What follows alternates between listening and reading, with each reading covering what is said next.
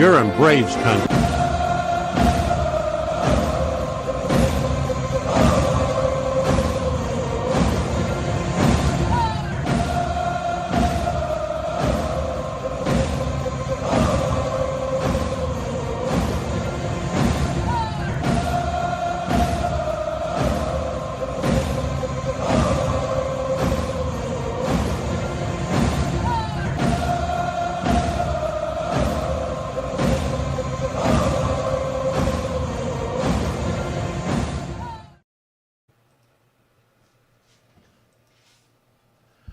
Good afternoon, Braves country. Let me take this sign down real quick.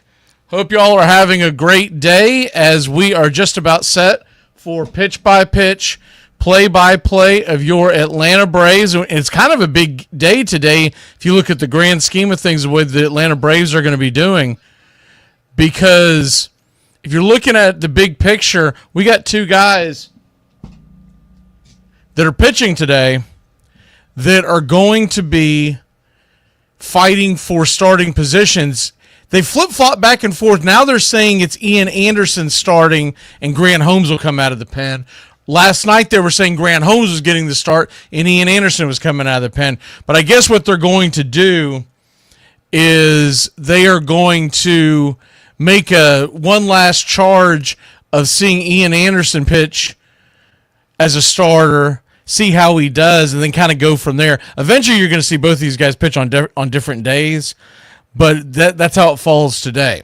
So that's where we're at right now, and Ian Anderson did not pitch well his first time out. He had terrible command of the strike zone, very concerning, but once again, that was his first time pitching to live batters, major league batters, in almost 2 years. So with that being said, we can't over exaggerate what the performance was, whether it was good or bad. It was not a good performance. But what we can do is take something from it and say, hey, the rust has been knocked off. Now we expect him to pitch much better. So today, and look, he's going to have a chance to pitch well. We all know the Marlins, year in, year out, do not have a dominant offense. So he's going to get a chance to pitch against the Marlins starters, and I'd say he probably goes 2 or 3 innings, and then you're going to get probably the same from Grant Holmes. Now, what Grant Holmes had the advantage of last game, and he'll have it again this game, if you're in the Ian Anderson camp and saying, man, I want to see him get the starting job, Grant Holmes did not go up against the starting lineup when he came in and pitched his first time out. How many starters will he get to see the second time out? Time will tell, but that's what we're looking at today. So all in all, what's going on today is those two are pitching, and then something else, if you haven't paid attention to the starting lineup, and we'll do the actual lineups here in a second, but the Braves are going to go up against Sandy Alcantara for the first time in a couple of years. Remember, he had Tommy John surgery in late 2023. So he's coming back from Tommy John surgery.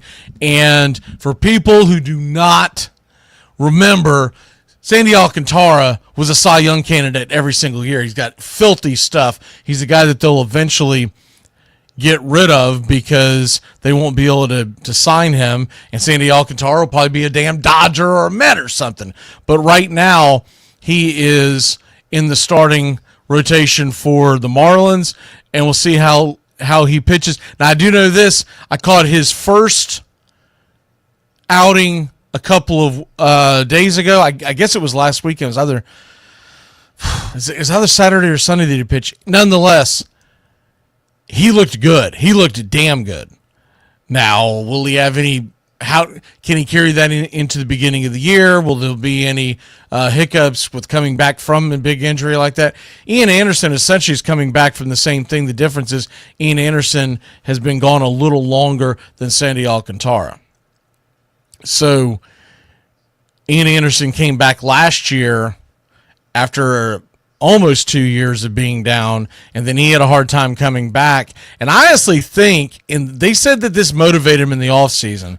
I believe we talked about this on Sunday, but nonetheless, I actually believe him not being given a chance to pitch in the postseason when we were depleted. We had nobody to go out there, and they didn't turn to him when he was stretched out and he'd pitched pretty well in the minor leagues. I think that's what's fueling Ian Anderson. I'm pulling for him. I want to see him make the team today, the team this year.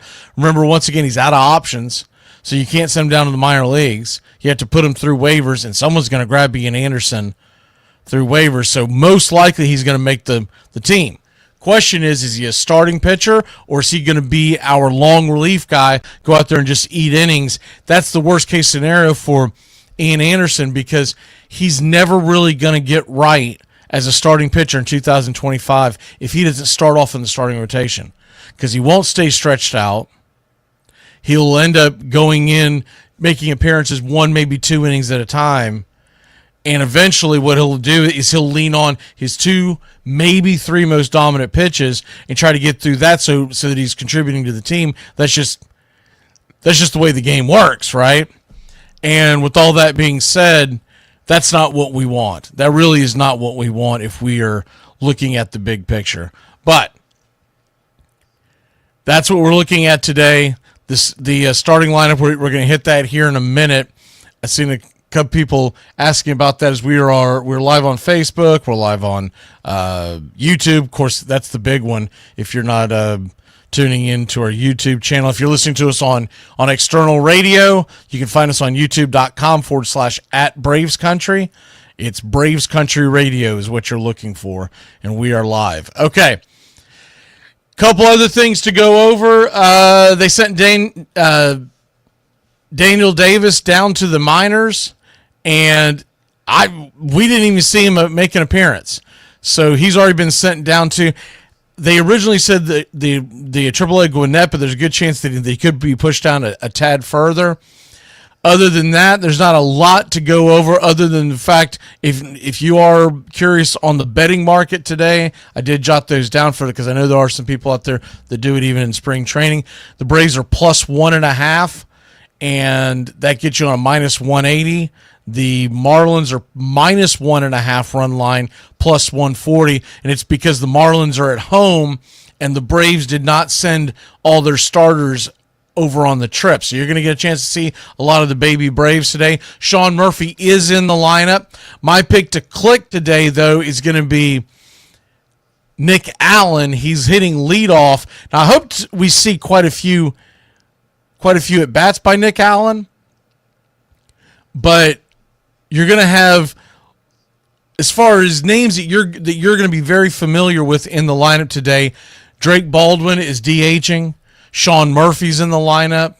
Nick Allen, he was an addition in the offseason. He's got the inside track to be the utility guy that they hold on to. You've also got Luke Williams in the lineup. The kid Devers, who was signed in the international pool, he's in the lineup today. He's over there playing third. Kilpatrick, who has been in Brave spring training for the last few years, we've talked a lot about him. He is in the lineup today.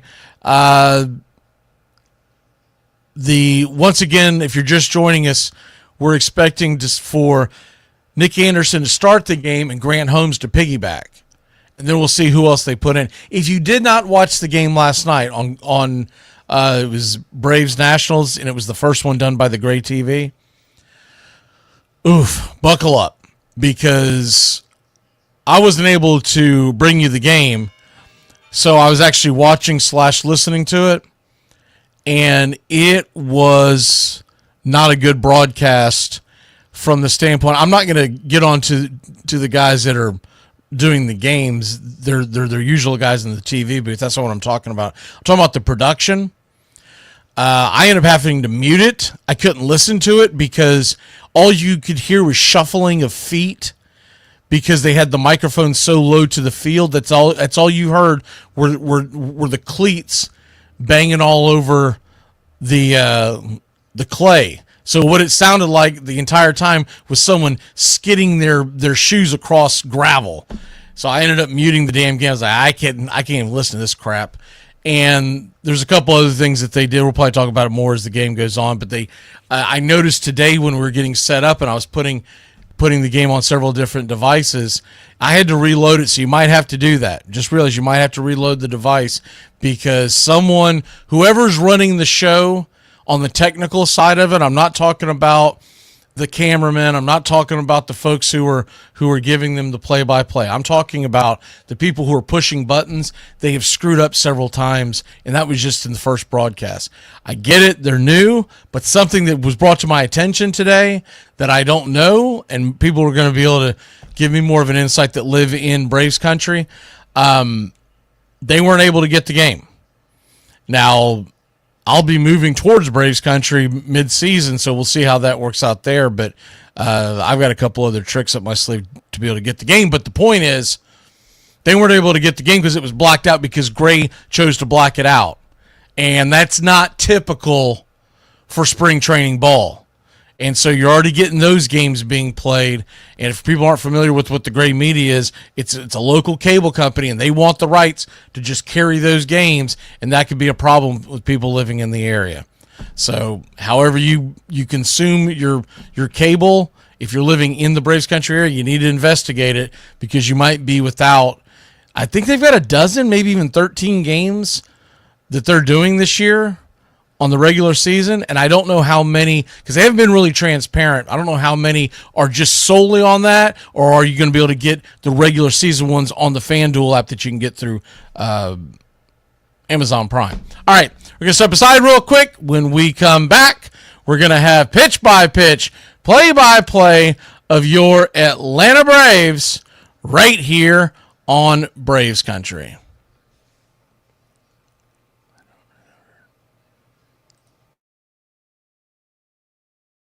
You're in Braves country.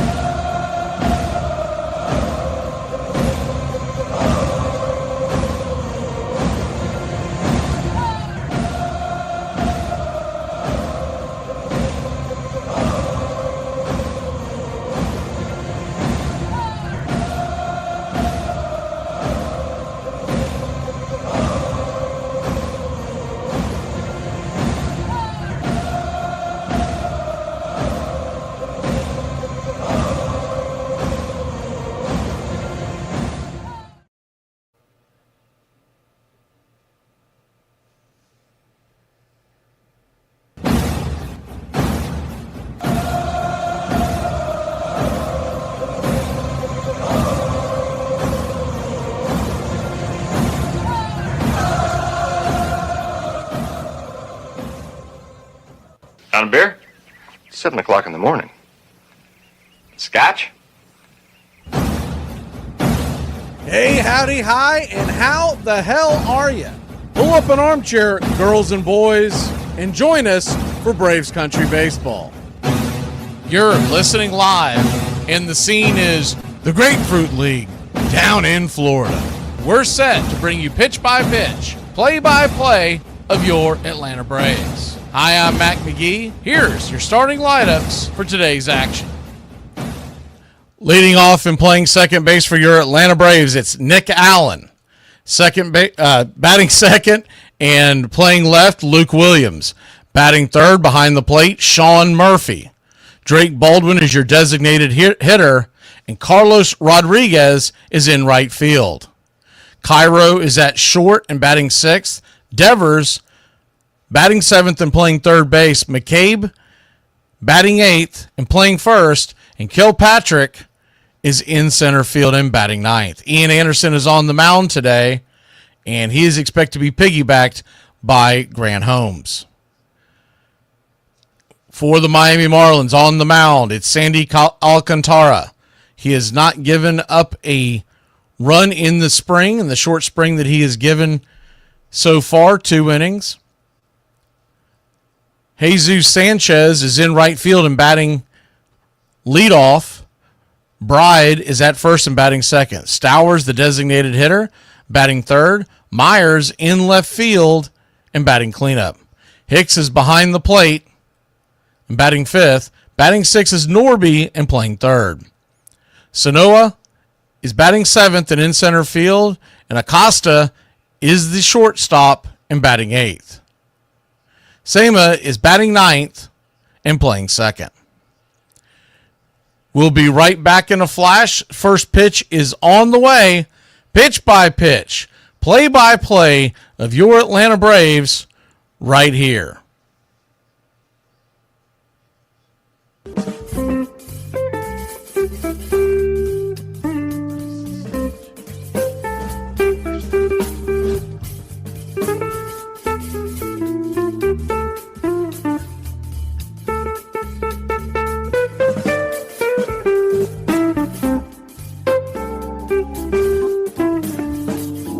It's about that time. Grab you a cold one. Find you an armchair. Atlanta Braves baseball right here on Braves Country Radio. Your modern-day superstation is in its 5th season of bringing you pitch-by-pitch, play-by-play of your Atlanta Braves and our one-of-a-kind production. Take us anywhere you go for over 170 Atlanta Braves ball games. Please like and subscribe today. Join the Country Club. Thank you to all the Country Club members. You help support Braves Country Radio. Get this bus moving. Stop. Come back. Too late. Roll call. Yeah. Roll call. You're in Braves country.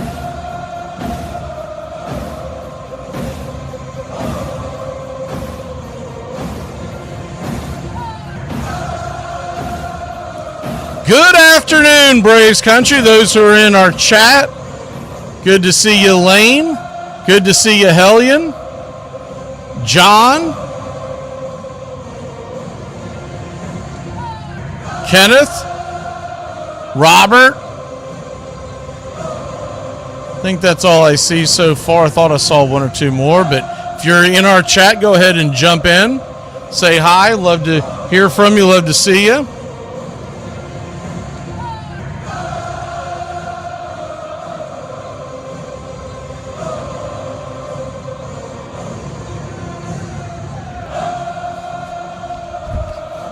We're just about set for pitch-by-pitch, play-by-play. And here we go. The first pitch on the way from Sandy Alcantara as they're starting a little bit early, about a minute or so early. It's popped up high in the sky. Caught by Bride in foul territory, the first baseman. And there's one away.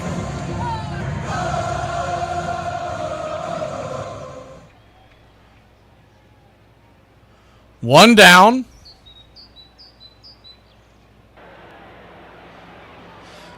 And that'll bring Luke Williams to the plate. Williams, righty-righty matchup. Braves wearing their dark blue jerseys, gray pants.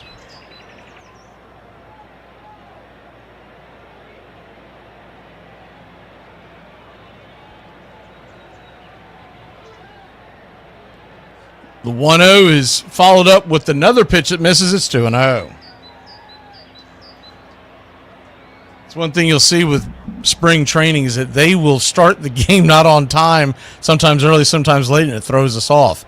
The 2-0 pitch swung on, banged over to third, fires it across the infield. It is a 5-3 put-out. Man, Luke Williams was busting it down the line. That was a close one. They're going to call him out. 2 away. Like to see a replay on that. We didn't have the best angle on that.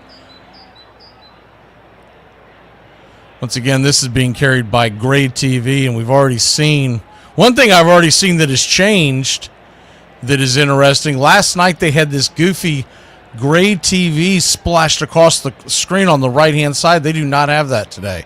So people have complained, and I was one of them on X last night, so maybe they read some of them and decided to kill it.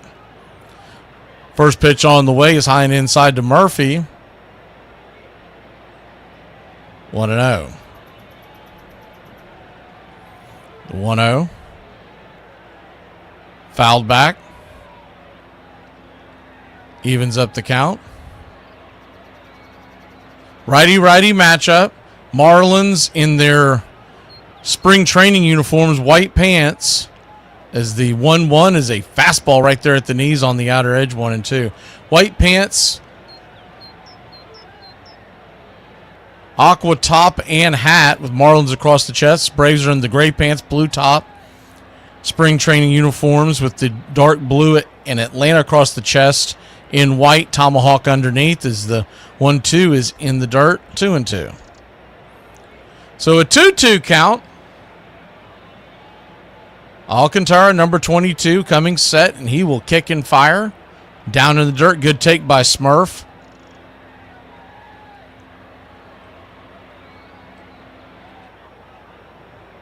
So a full count now to Sean Murphy. First time we have seen him this year here on Braves Country Radio. Good to see you, Shay.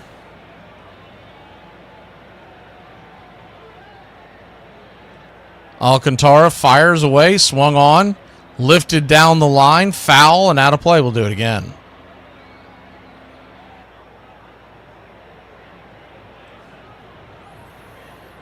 Braves wearing their bright red spring training hats today. If you haven't seen them, they're pretty sharp. Red cap with the A in blue, outlined in white, blue bill. If you watch the pregame show, it's the one that I had on.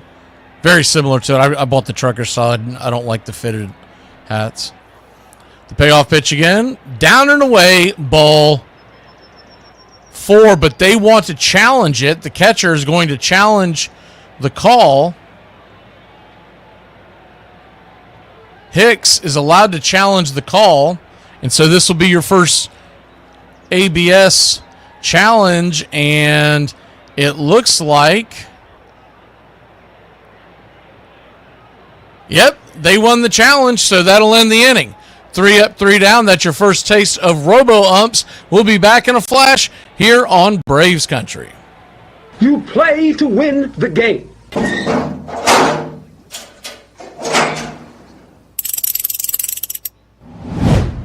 Brad, you might know the answer, but where's Dobbs' eyebrows? I have to know. The kid looks like an alien. I actually found out where Dobbs' eyebrows went to. He mailed them to Anthony Davis of the Pelicans.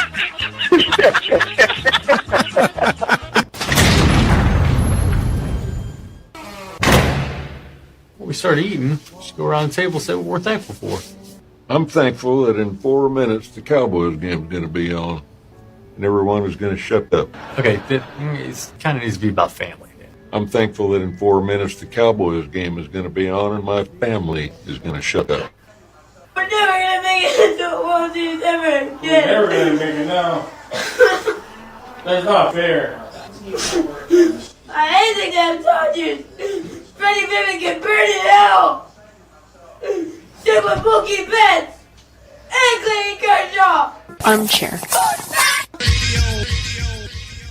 By 1800, town ball and its many variations were played nearly everywhere. On their way back from the Pacific Ocean, Lewis and Clark played a game of base with the Nez Perce Indians as they prepared to cross the Bitterroot Mountains. In the 1830s, on the western frontier of Missouri, ball was the favorite sport of Joseph Smith, the founder of a new religious sect called the Mormon.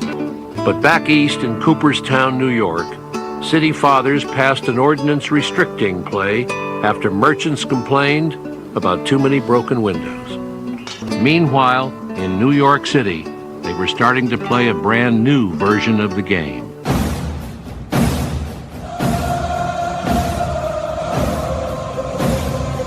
Welcome back to Braves Country Radio's Braves Country Baseball, brought to you by American Rebel Beer. We're heading to the bottom of the first inning. Ian Anderson kicks and fires. First pitch swung on and fouled straight back. It's 0-1. Jesus Sanchez, the batter. Righty-lefty matchup. The right fielder takes it inside for a ball, 1-1. So this will be the first that we see of the ABS system. If you're just joining us, it's the 1-1 pitch.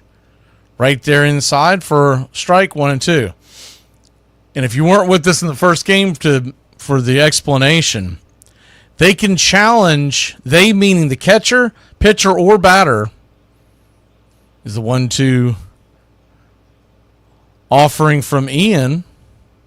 Swing! Fouls it down the line. We'll do it again. They can challenge it, but it has to be instant. They cannot get any help from the dugout. The 1-2 from Ian, number 48, across the back of his chest, across his back, fires the ball towards the plate, a high hopper. Ian's got to jump on it quick, turns around, fires it down the line, and there's one away. Good play by Anderson. 1-3 put out if you're scoring in your scorebook. But what you can do is you can challenge the play, and you get 2 of them. You get 2 challenges. And as long as you continue to win the challenges, you keep them. First pitch on the way, swung on, banged on the ground, over to short, making the play on an easy 6-3 putout is Cairo. Quickly 2 away. Cairo just scooping fire. Oh, excuse me. I missed the play because my feed kicked out for a second. He actually sailed that into the dugout, so it's going to be an error on the play and runner at second. 1 down. That's not a way to make the team. First pitch on the way from Ian Anderson is inside for a ball. It's 1-0. The 1-0.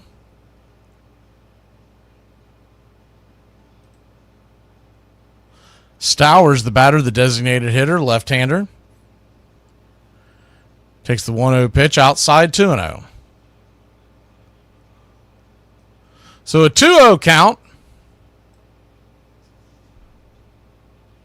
Kicks and fires. That ball's in the dirt. Ball 3-0. They're going to turn around and fire it over to second base to keep the runner close by. Sean Murphy making sure that man stays alert back there.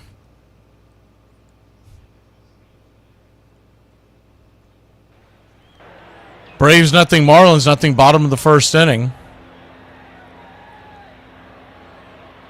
The 3-0. High and out of the zone, ball 4. And this is what Ian Anderson had a problem with. Good to see you, Gary. Ian Anderson had a problem with this game in the first game that he was in. Walking. He walked 3 batters in the first 2 innings, and once again, we're seeing it here in the second outing. First pitch on the way is a bender on the outer edge, 80-mile-an-hour slider. It's 0-1. He's gone to a slider this year. Ian typically was throwing the 12-6 curveball. It's really essentially got the same kind of movement. It's just a little flatter.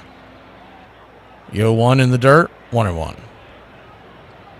So you'll get the ABS in this game. They're not available in all the games. Not every game you'll see this spring for every team. In fact, I saw a report that, was it yesterday or the day before, that said that Tito Martinez does not want the ABS used in the home games with the Cincinnati Reds this year. Pitch on the way, swung on, rifled over to second. Going to be a 4, 6, got to hurry. 3, double play, and that'll end the inning. Nifty 4-6-3 combo will set them up and set them down. We'll be back in a flash here on Braves Country. Braves grab the sticks when we return. I don't know who put me on the list to work for a living, but it's rude. I called you like 5 times and you ain't answered the phone because my been on Do Not Disturb all day.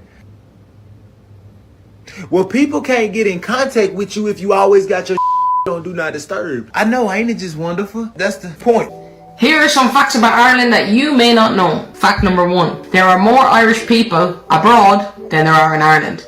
There's over 80 million people worldwide that claim Irish heritage, and there's only about 6 million of us at home. The President of Ireland actually has very little power. The Taoiseach holds all the power as head of government. Ireland's patron Saint Patrick, the great man, was actually born in Wales, not Ireland. But like everyone else, he claims to be Irish. The submarine was actually invented in Ireland. The holiday Halloween, which is very heavily celebrated all over the world, actually originates in Ireland, derived from a Celtic celebration called Samhain. So you're welcome. And finally, for all the Americans out there, that White House where your president sits in, yeah, that was designed by an Irish man too. Let me sum it up.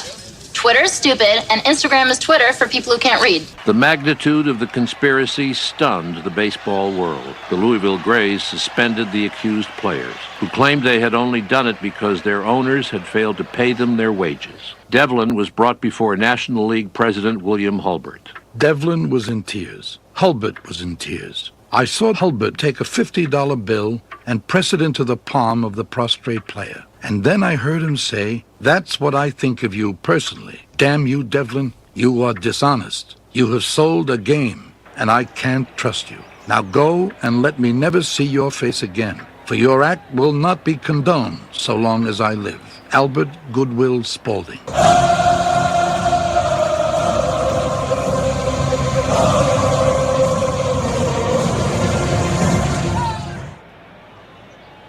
Welcome back to Braves Country Baseball. First pitch on the way from Alcantara to start the second inning is a fastball up top, high and out of the zone to Carlos Rodriguez. It's 1-0.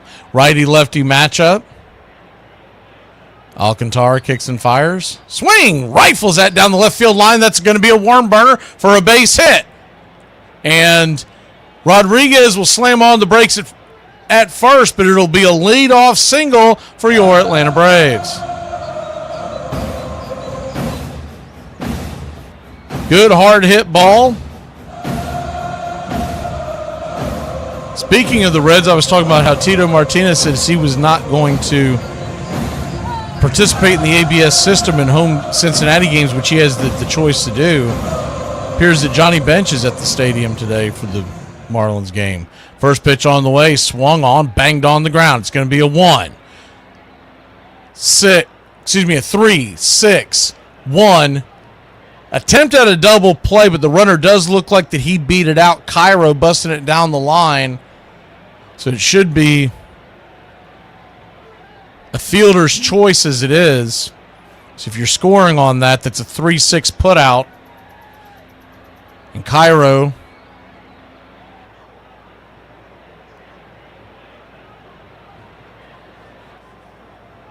first pitch on the way to Cairo. So once again, the Gray had already screwed it up.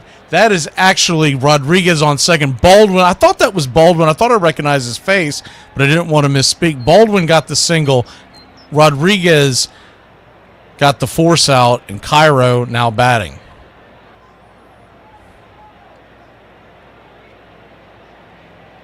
Pitch on the way inside.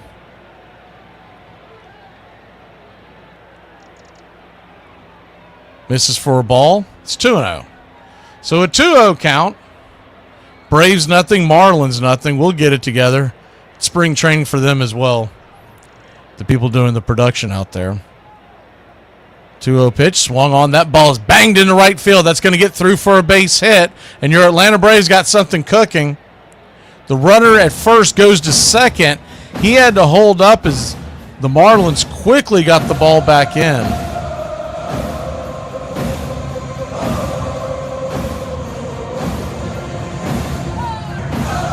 Jesus Sanchez scooping it up and firing it back in very quickly.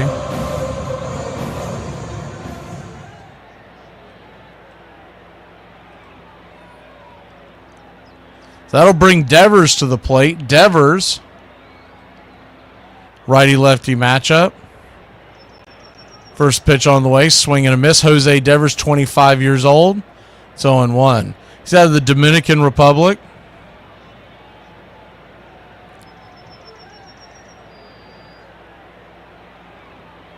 The 0-1 in the dirt. Looks like we're getting another challenge. See what that challenge is. I don't know what he could be challenging.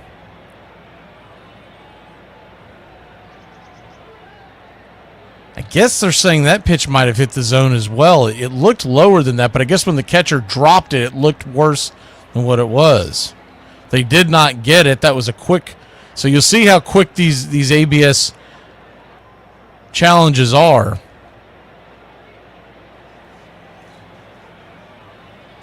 Believe what they're saying is that was called a strike, and now the pitch outside now makes it 1-2. They're really struggling with this ABS system. The 1-2 inside, 2-2. I don't think it's helping them that Sandy Alcantara is moving very quickly. He's working extremely fast. So with that and the ABS system and everything else that's going on, I think the people in the booth back in Atlanta are having a hard time. The pitch on the way, swung on. Did he get a piece of it? He held on to it. It was a check swing, a foul tip, strikeout, 2 away. Alcantara, so far so good. He's at 23 pitches, and I was reading up on the Marlins. They believe that he'll probably go that 3rd inning this time, but I don't think they're going to really push the envelope when you realize he is a major star that's coming off of Tommy John surgery. First pitch on the way is a check swing. Looks like they called it a strike to McCabe. It's 0-1. David McCabe batted .137 in the minors last year with 2 home runs. The 0-1, swing and a miss. 0-2. You got to figure if you batted .137 in the minor leagues and you're having to face Sandy Alcantara, that's a bit of a jolt to the system. Pitch on the way, high and out of the zone. 100 miles an hour on the gun, though, 1-2.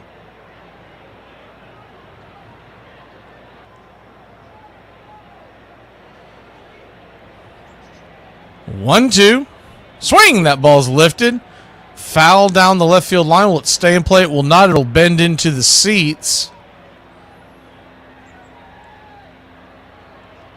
Down that left field line. It kind of jets out at the end just before you get to that left field corner here at Marlins Park.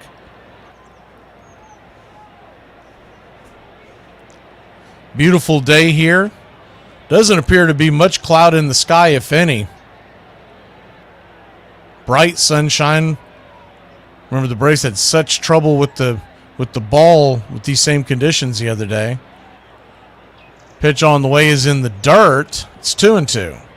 Alcantara at 28 pitches. There's 2 on, 2 out. Top of the 2nd inning.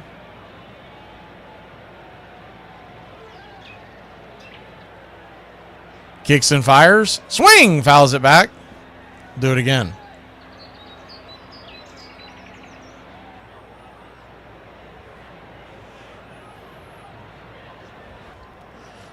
So 2-2 count. Braves nothing, Marlins nothing. Deuces wild. Top of the 2nd. 2 on, 2 out. Here's the pitch. Swing and a miss. Strike 3.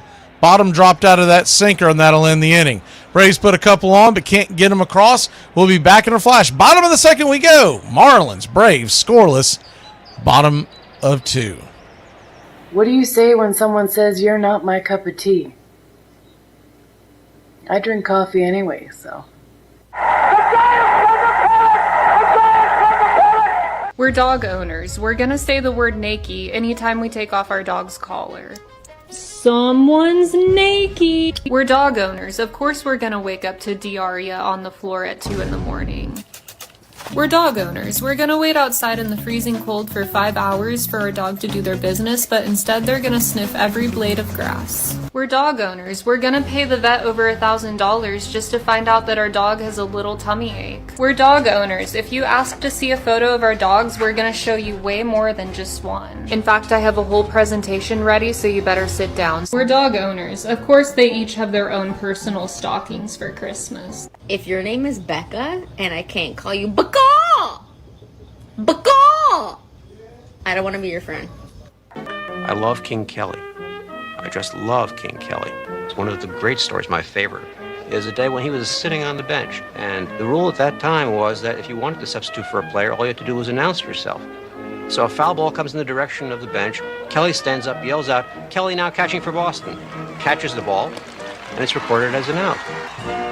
This is the trickster. This is the villain. This is the fool. He is also a great, great player. He is all the wonderful archetypes of baseball wrapped into one.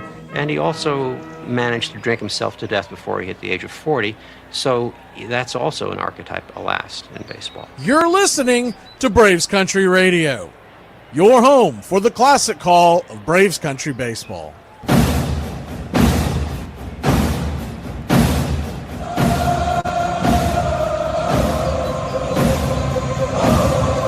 Welcome back. First pitch on the way from Ian Anderson to start the bottom of the second inning. Right there for a strike at the knees. It's 0-1. The 0-1. Inside, just misses. 1-1. So 1-1 count. Be interesting to see how aggressive the Braves are with the ABS system, as the Marlins have been very aggressive so far. 1-1 slider hits on the inner track, 1-2.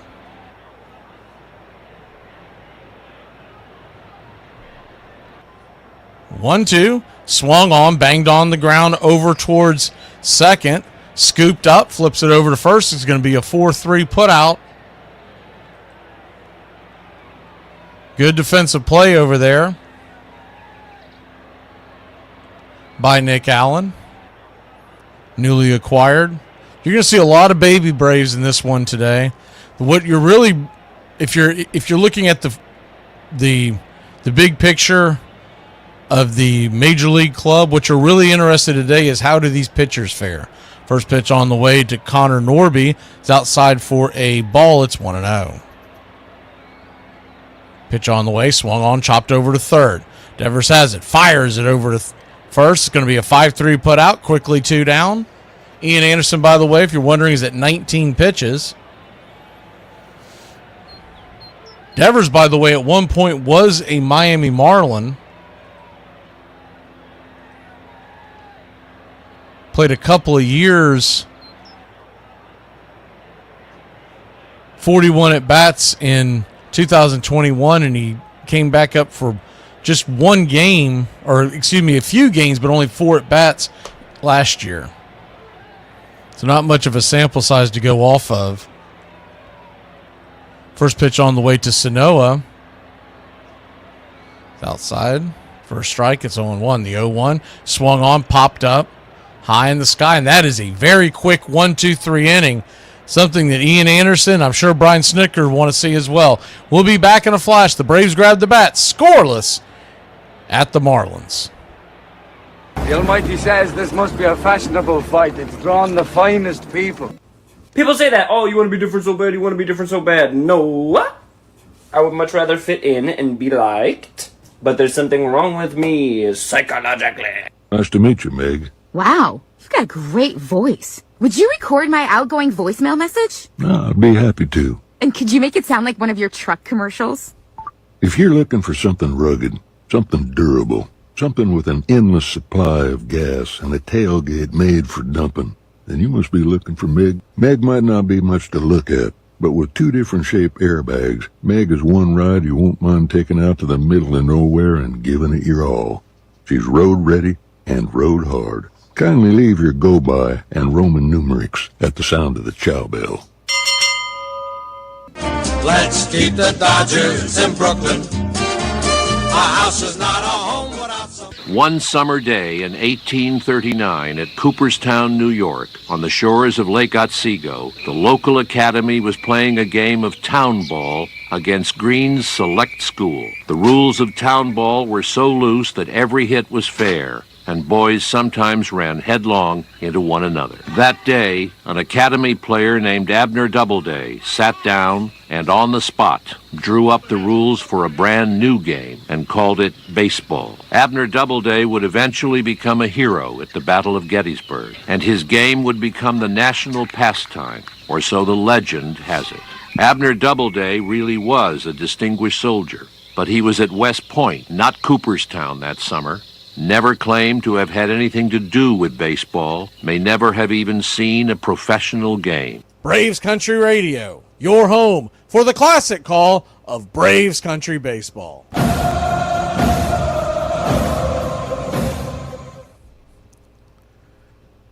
Welcome back. First pitch on the way, the left-hander coming in. So Alcantara's day is done. Robbie Snelling, 5.15 ERA. Lefty-righty matchup. Pitch down and away. Just misses to Kevin Kilpatrick Jr., number 9 hitter, center fielder. Pitch on the way, swing and a miss. Blew a 96 miles an hour right by him. Wow. Bringing some gas. 2-1. So a 2-1 count. Braves nothing, Marlins nothing. The pitch. Swung on and just got a piece of that. Kind of corkscrewed it foul towards the first base dugout. Do it again.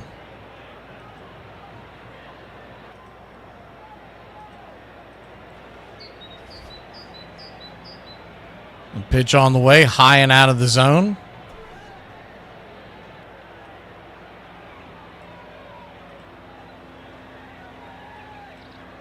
Lefty, righty, top of the order, due up. Here's the pitch. Just misses outside. Ball 4, are we going to get an ABS challenge? Looks like that we are. Home plate umpire standing up to see. That one looked like it might have missed. It did miss.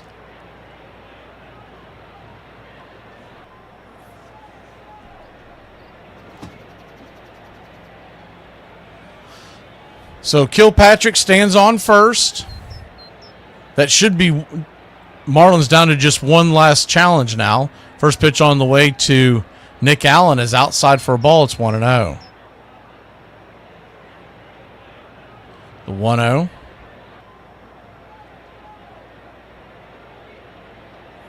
Kicks and fires. Right there for a strike. Evens up the count 1-1. 1-1 count.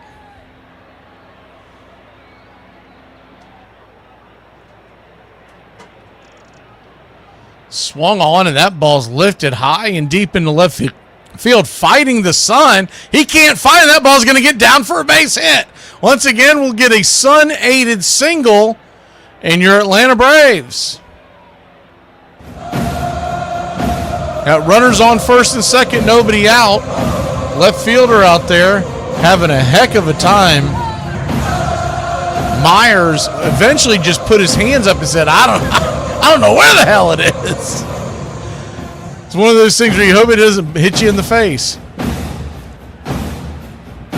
So first and second, nobody out. You get that a lot in spring training. First pitch on the way, misses outside for a ball. It's 1-0. Lefty-righty matchup.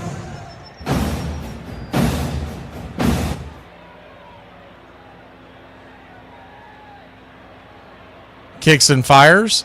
Down below the knees, 2-0. So a 2-0 count. Braves and Marlins, 0-0.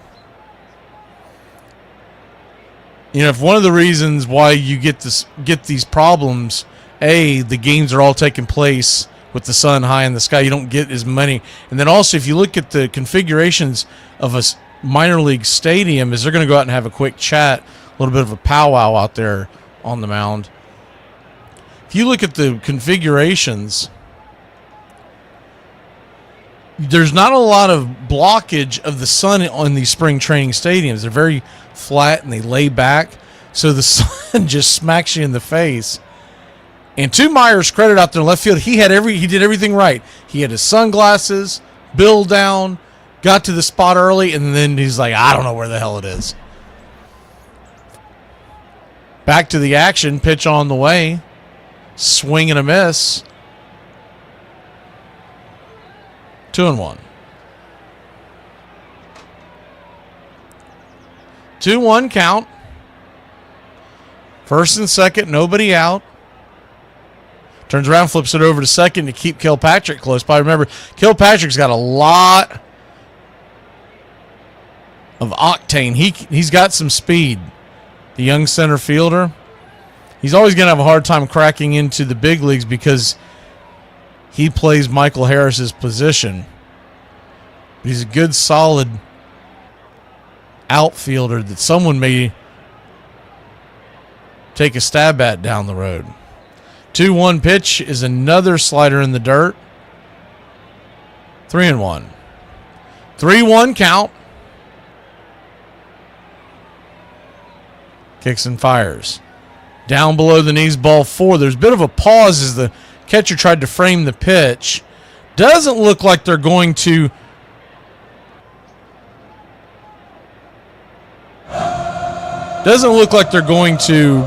challenge that one. With just one challenge left. Not that there's a lot of strategy in a game that doesn't realistically count. By the way, if you haven't been paying attention to the standings, the Braves are in first place in the Grapefruit League. We're 4-2 along with the Pirates.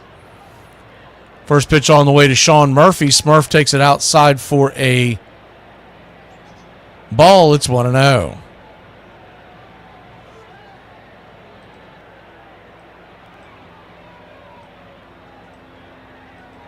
The 1-0. Kicks and fires. Bases loaded, nobody out.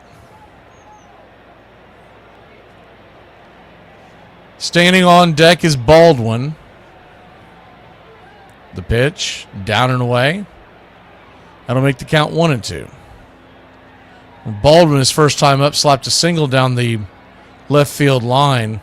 Someone with a little more speed might have stretched that into 2, but nonetheless, he is 1-for-1 standing on deck.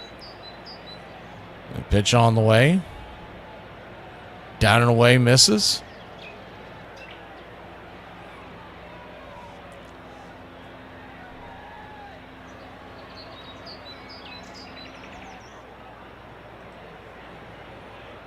Here's the pitch to Murphy. Swing! Fouls it straight back. We'll do it again. So a full count now.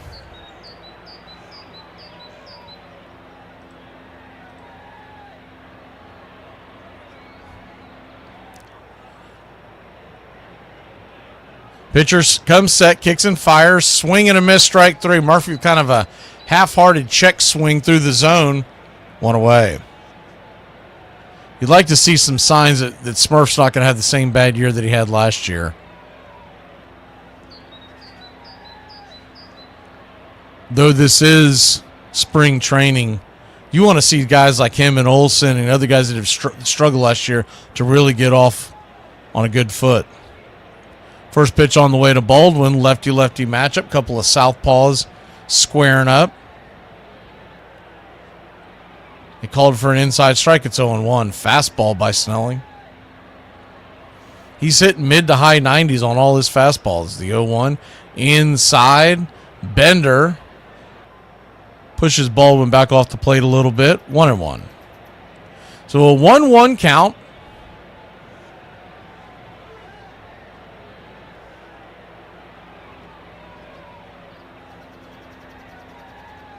Kicks and fires down below the knees. 2-1. Baldwin, 1-for-1 on the day.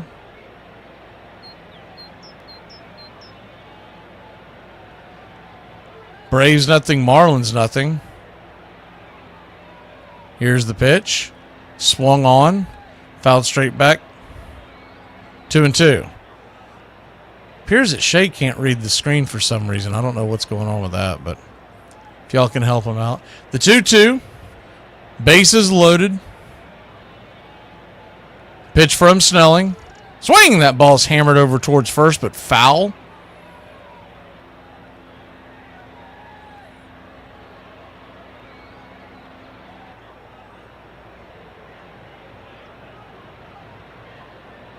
Braves nothing, Marlins nothing. Top of the third inning. Drake Baldwin digging in. Here's the pitch. Swung on. Chopped over towards third. It's going to get through the infield. 1 run will score. 1-0 Braves. Kind of delay on the screen the Gray TV video slammed shut for a second.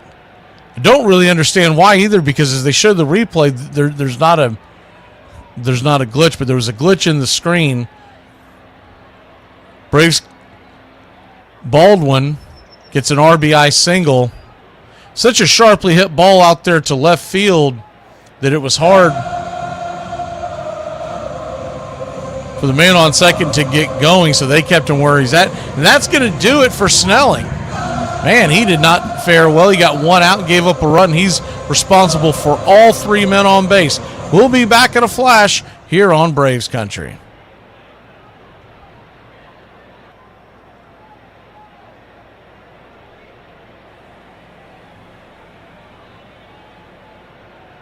Hey, does anybody else get road rage walking behind people? Or is it just me?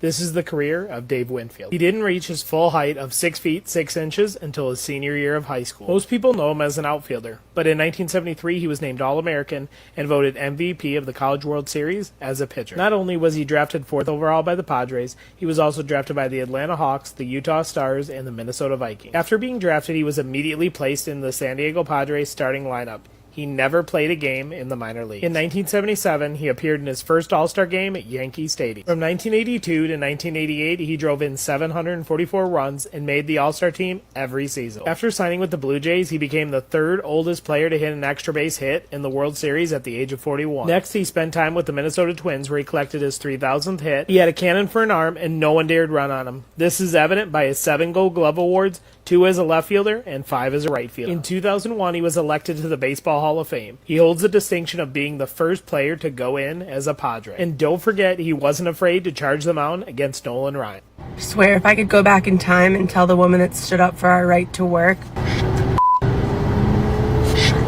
I would. Born and raised in a Jewish neighborhood in Brooklyn, he hadn't planned on being a ball player. In fact, he didn't really like the game that much. He liked basketball instead and wanted to be an architect. But the speed with which he threw a baseball attracted the attention of scouts for the Brooklyn Dodgers. They signed him at the age of 19 and sent him directly to the majors. His career did not get off to a promising start. For 6 frustrating years, he threw the ball with demon speed but little control, losing more games than he won. Then, in 1961, Norm Sherry, a veteran... Welcome back. First pitch on the way is high and out of the zone for a ball. It's 1-0. Jesse Burgeon, right-hander with a 2.62 ERA, squaring off against Carlos Rodriguez. Rodriguez takes a swing at the 1-0. Bad swing at a bad pitch. Luckily, it'll pop back into the stands. Foul and out of play. A lot of foul territory here in Marlins Stadium as well. I haven't seen many spring training teams that do not have a lot of foul territory, and it's mainly because they use it to warm up and get guys stretched out even when they're not playing games. 2-1 pitch on the way, swung on and sliced back foul, 2-2. Marlins share this park with the St. Louis Cardinals.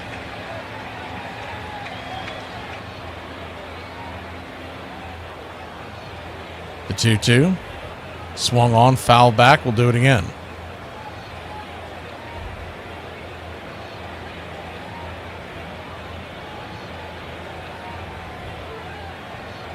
So the 2-2 count, bases loaded. Braves lead at 1-0 if you're just joining us.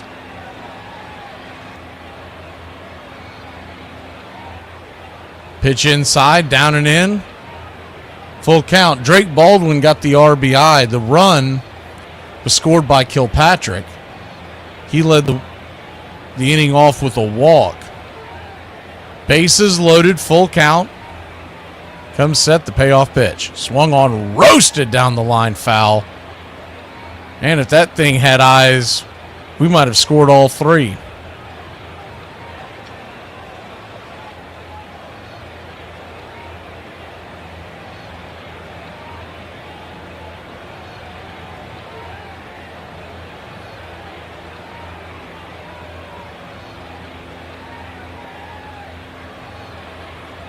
Payoff pitch Kicks and fires. Swing and a miss, strike 3. High gas on the outer edge. Looked like it was probably out of the zone.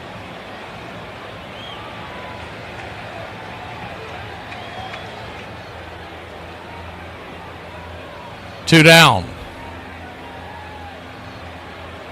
Two down, and that'll bring Christian Cairo to the plate. He's 1 for 1 with the single.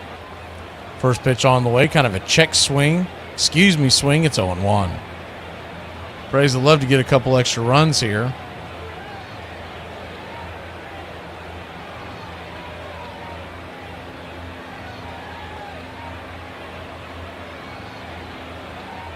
Pitch on the way. Misses well in with the bender, 1-1.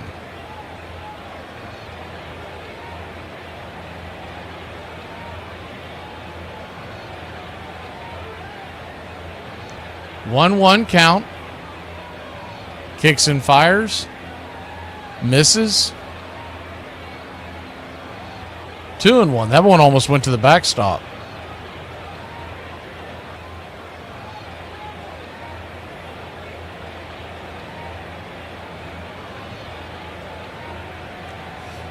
Pitch on the way, down and in. Nowhere near the zone.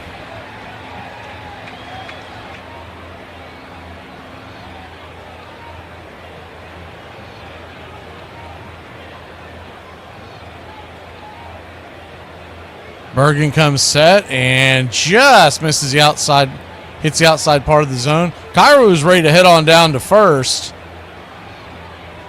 He's going to challenge. First Braves challenge. So it'll either be a full count or it will be a walk. We're getting the answer right now. Yeah, that was definitely on the zone. I thought that was a strange challenge. That's not going to help you make the team. The whole ball was in the strike zone.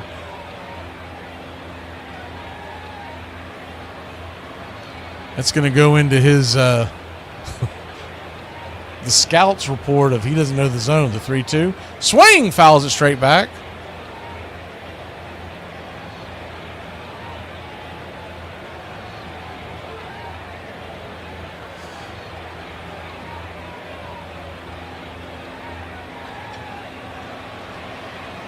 So a full count, runners on first, second, and third. The bases are juiced. Cairo's going to call a quick timeout.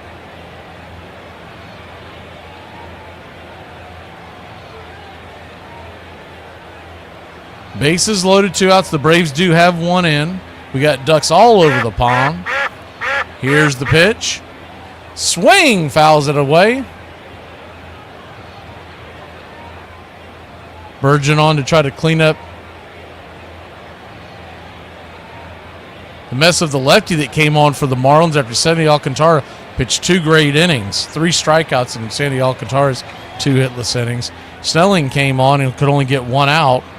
And we got another, and that looks like that's going to be a pitch violation. So ball 4, and that'll score a run. So that will get Cairo an RBI.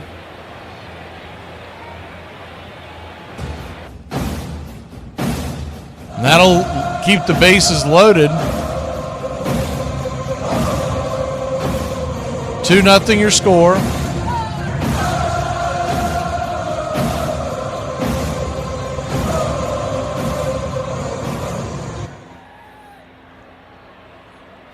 Righty-lefty matchup now. First pitch on the way, swinging. And that ball is going to get lifted into right field, fighting the sun over there. And making the catch for the Marlins is Sanchez. Jesus Sanchez retires Devers on a fly ball, but not before your Atlanta Braves put 2 on the board. It's 2-0 Atlanta. We head to the bottom of the third. People often ask, what's the best way to handle it when someone walking in front of you won't let you pass? Well, I'm going to share with you the one sentence I use that works every single time. Move the f*** out the way, bitch! And so we are now in Yankee Stadium. On the mound, The man who's become known around this country as the Little Cajun, the man with a whipping arm, Ron Guidry. George Brett will lead off, followed by Hal McRae, Amos Otis. He hits it well to deep right center field. Piniella going way back to the wall and jumps. It's off the wall. Brett going around second, heading for third. He'll go into third. Triple George Brett. He said in the pregame interview, Ron Guidry is not God. He typifies the Royals team. He wants to lead them, and he has just shown them that Ron Guidry can be hit. I mean, therapy is great and all, but have you ever rage cleaned your house for 3 hours and then lit a candle? I imagine the results are similar. What is this right here? A sunroof. No, it's a roof. A roof? It's a roof! It's a roof. Hunter, you don't bark like a dog! Like roof, roof, roof! That's how you say it, No, though. it's a roof. Roof, roof, roof. Roof. Roof. 2 O's. Roof.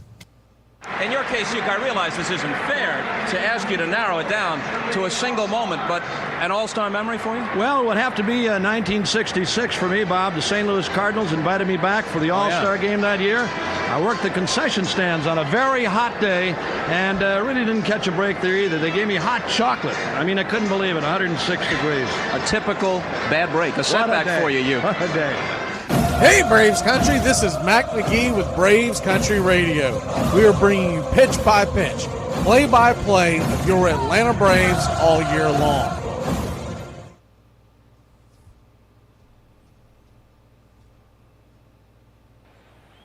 You shut up! Welcome back. Ian Anderson is back out there for inning number 3. First pitch on the way. His 22nd of the afternoon is right there on the outer edge for a strike. It's 0-1. The 0-1 down and away misses. Slider. 1-1. 1-1 count.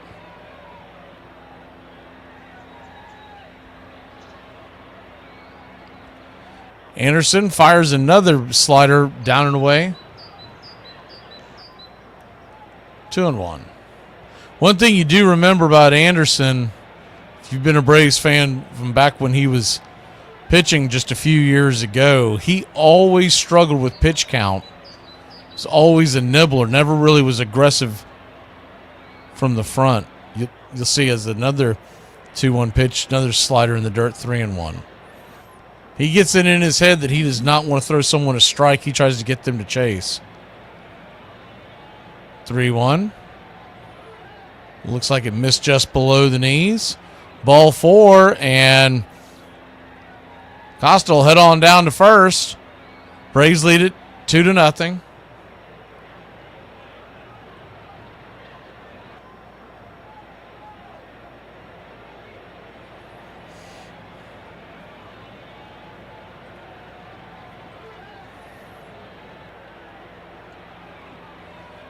First pitch on the way from Ian Anderson is a chopper back up the middle. It's going to be a 4-6-3 rally-killing double play. Good hard sinker. It was banged into the ground, and it was tailor-made. Easily 4-6-3. Allen to Cairo to McCabe.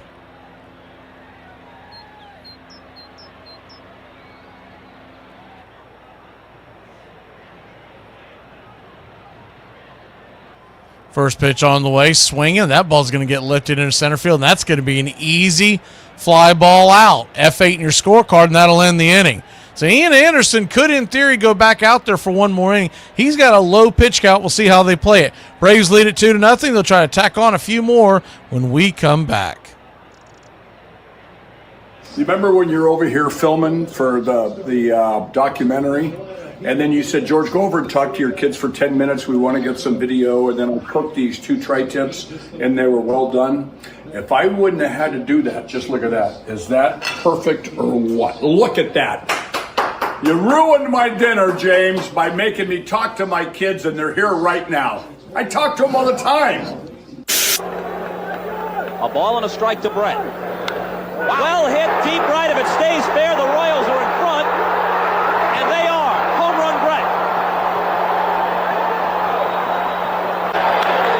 slaps it. Brett makes a fine play and comes home. What a play!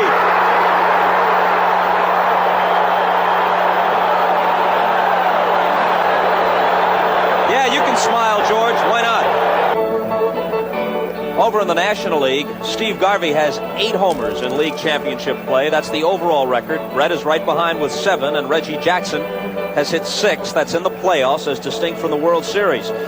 Maybe this guy is the new Mr. October. 348 lifetime in league championship series play. Well hit to right again. Is this number 2? Off the wall, off the top of the wall. At least a double, and he'll stop there. He missed number 2 by inches.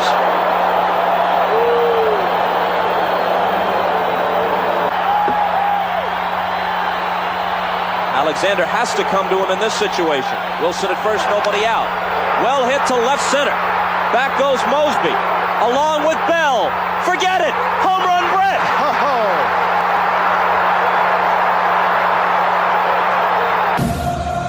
It all starts with the table setters. Who's the greatest leadoff hitter of all time? Welcome back to Braves Country Baseball. First pitch on the way to McCabe. He's outside for a ball. It's 1-0. The 1-0 fires a strike right there. The outer edge, 1-1. So a 1-1 count. Lefty, righty pitch. Fires just. Misses 2-1. Snelling is back out there to pitch. You can do that in spring training ball nowadays. You can set a guy down and bring him back out if you want to see him work on some stuff. 2-1 is a fastball on the outer edge. 2-2.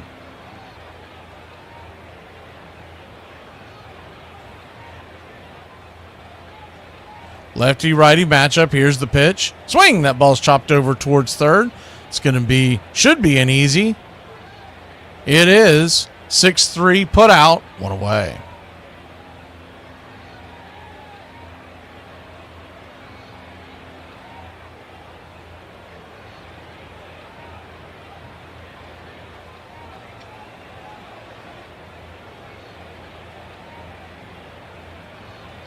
One down.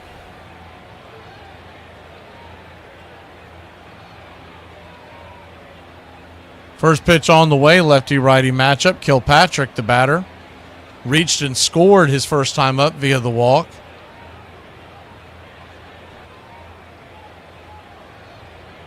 Pitch misses outside, 1-0. The 1-0 kicks and fires just off the plate, ball 2-0. So a 2-0 count.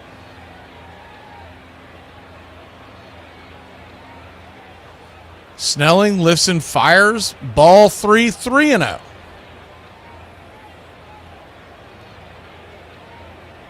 .3-0 count for Snelling, who was pretty wild in the one out that he got last inning, giving up 2 runs. The 3-0, ball 4. So 4 pitches, none of them near the zone.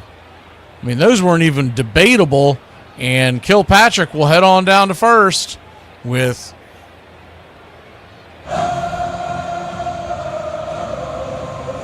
1 on, 1 out.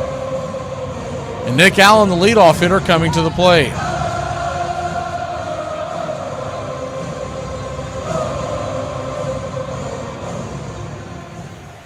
First pitch on the way is down and away. It's 1-0. Hindcatcher for the Marlins. Hicks is out there to talk to Snelling. Try to get him to calm down a little bit. Gives us a chance to talk about Nick Allen. Nick Allen, 26 years old, from San Diego, California, drafted by the A's in the 3rd round back in 2017.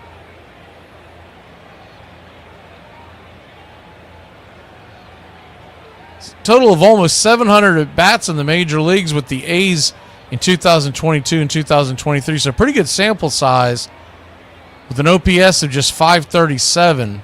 He's really just a guy you sit on the end of your bench, but he can play all over. The 1-0 as we're back to work. Misses down and away. 2-0.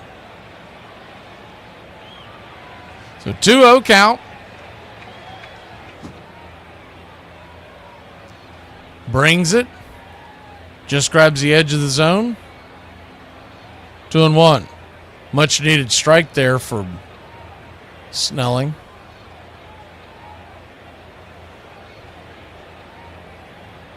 Pitch on the way. Runner goes and down to second. He is going to be safe. How about that? Kilpatrick found a pitch that he liked and he took off. He gets into scoring position. They're calling that a strike, I believe. So they're leaving up the count at 2-2.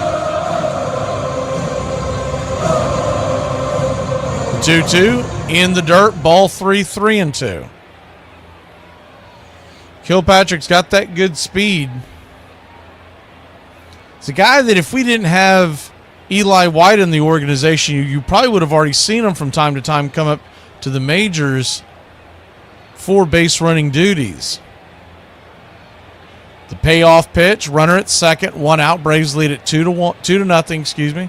Swing! That ball's fouled down the line, out of play. We'll do it again.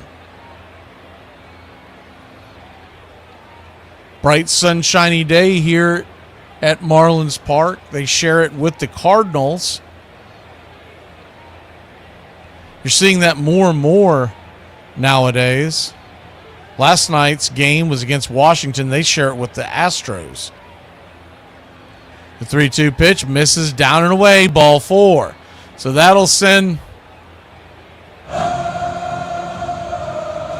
Allen down to first. We'll have first and second. Man, they just showed a replay of the foul ball that was hit a second ago. And Nick Allen owes that gentleman a beer. He knocked the beard off the railing. But the fan did get the ball, so what's the price of admission for a beer nowadays in those ballparks? About $9. So I guess he got a baseball for about $9. That's not too bad of a deal.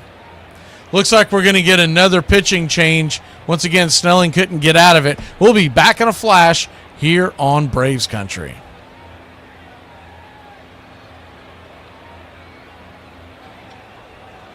Okay, so I am going to be completely honest with you guys, and I am not going to bullshit anymore as to why my wife will no longer be in any more of my videos again. Okay, it is because she has officially served me not only with divorce papers, but what really hurt is that she told me she wishes I was dead. Babe, what are you talking about? I have not served you with any divorce papers. I got them right here. I can show it to them. Babe, that's our annual budget. We're trying to save money. Yeah, but you specifically crossed out lightsabers. Correct, because you're not going to spend money on stupid Jedi. We don't have it. But that's the best defense that we have against the chancleta, and you know this. Star Wars is just a movie. You are not a Jedi, and chancla no is not real. Really? Mm-hmm. Then how come you haven't killed me yet? Puñeta, because I'm not going to train another husband. I'm a Jedi! Bob was on Johnny over 100 times. I remember after the first show I did, I heard Johnny ask, Ed, did that guy really play baseball? Ed said, I think so. And then I went back like 2 weeks later and did another show. And I did maybe 4 shows in the first couple of months after I'd done the first one. And then, just became kind of like a semi-regular. Sometimes somebody just gets you, and Johnny just got you. Johnny built a theater out at the University of Nebraska. So they asked me to come out there and do a show. They sell the place out. I mean, it's sold out with students. After we're all over, one of Johnny's people came up to me. I think it's Johnny's nephew, who's one of his writers and everything. He said, Bob, welcome back. First pitch on the way. I said, no, I never did. Swung on, banged on the ground. He said he liked you because if you don't get it.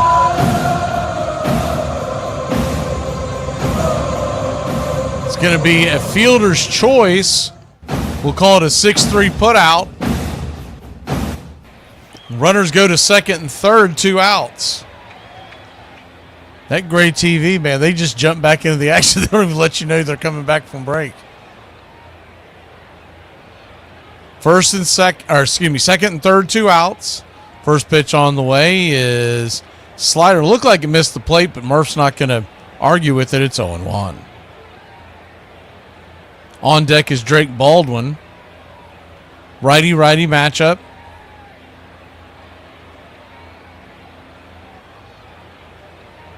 Pitch on the way to Smurf. Swing and a miss.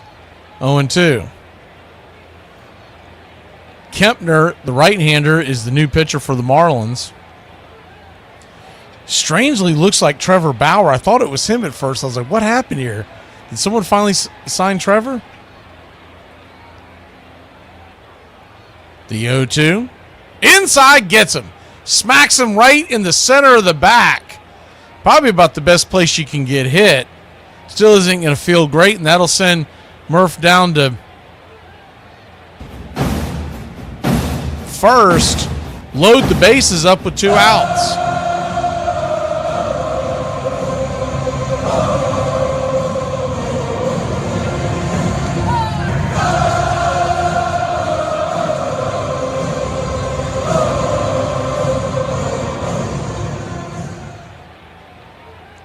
So he heads on down to first. First pitch on the way. Bases loaded to Baldwin, who's 2 for 2 on the day. Takes it down and in for a ball. It's 1-0.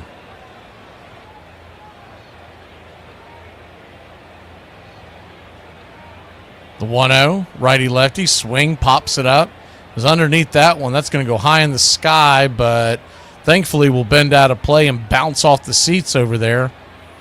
1-1.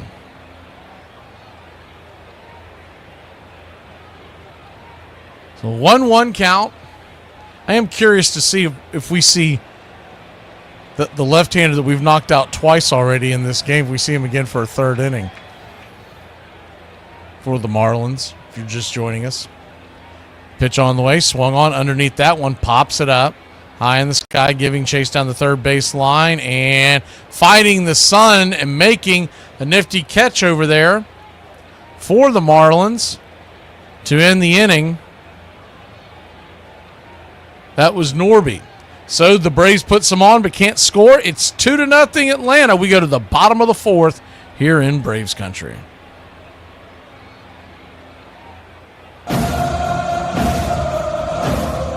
On this date in baseball history, refusing to report to spring training in 1966, February 28th, Dodger pitchers Sandy Koufax and Don Drysdale begin their joint holdout, asking for a $1 million 3-year contract to be divided equally between them. The deal, equivalent to an annual salary of $167,000 for each hurler, will make them the best paid baseball players, easily surpassing Willie Mays' $125 yearly AAV with the San Francisco Giants. Also on this date, February 28th in 1986, Joaquin Andujar, Dale Berra, Enos Cabell, Keith Hernandez, Jeffrey Leonard, Dave Parker, and Lonnie Smith, known as the Cocaine 7, are severely disciplined for their prolonged pattern of drug use and the distribution of drugs to others in the sport. Commissioner Peter Ueberroth drops their season-long suspension after they agreed to donate 10% of their base salaries to drug-related community service in the cities they play, submit to a random drug testing, and do 100 hours of community service. And last but definitely not least, on this date in 1989, the Hall of Fame by the Veterans Committee select Red Sox Red Schoendienst, who spent 19 years in the major leagues and managed the Cardinals to a world championship in 1967, along with Al Barlick, a 29-year-old veteran umpire best known for his booming voice, as they will join last month's selections of Cincinnati Reds catcher Johnny Bench and Red Sox outfielder Carl Yastrzemski into the National Baseball Hall of Fame. And that's your Braves Country Radio on this date in baseball history.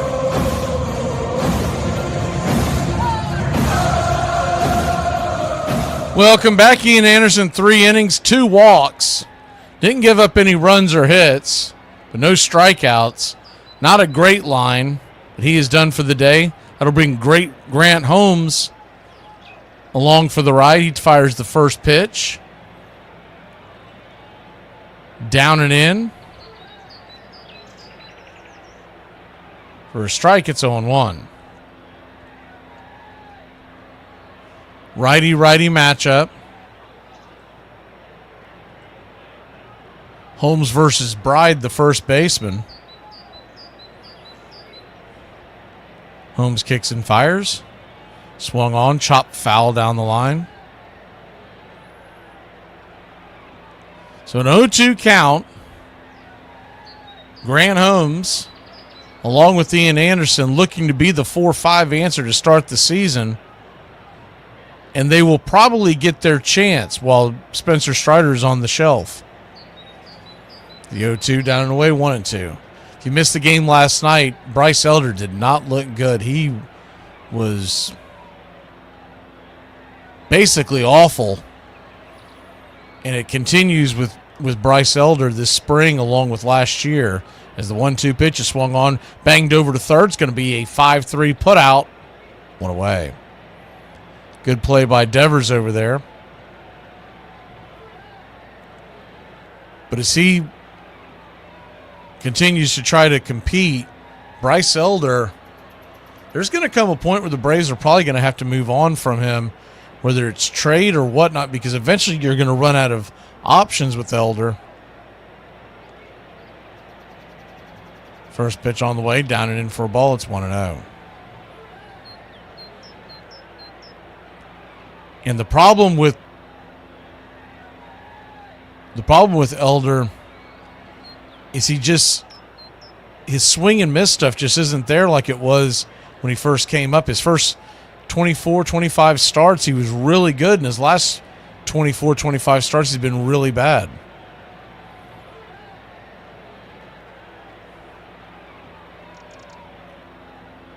One count from Holmes. Right there for a strike on the outer edge.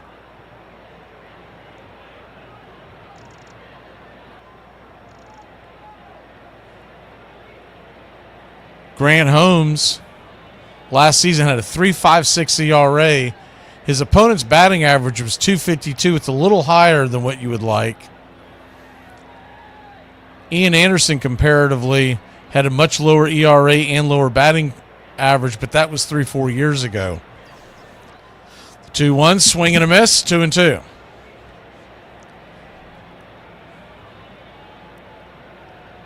They were comparing the side-by-side earlier today on it. There's the 2-2, swing and a miss, strike 3. Got him with the gas on the outer edge. 2 away. What you have to figure that would be the essential game plan is when Strider comes back, hopefully sometime in May, you would have Holmes and Ian Anderson, and who's ever pitching better is going to get the nod as the 5th starter. Whoever isn't is probably heading to the bullpen. First pitch on the way is a strike on the outer edge. It's 0-1. 0-1. Teardrop slider down and away. Called for a strike, 0-2. With that being said, you got to figure at some point, pitch swung on, fouled, back out of play. We'll do it again.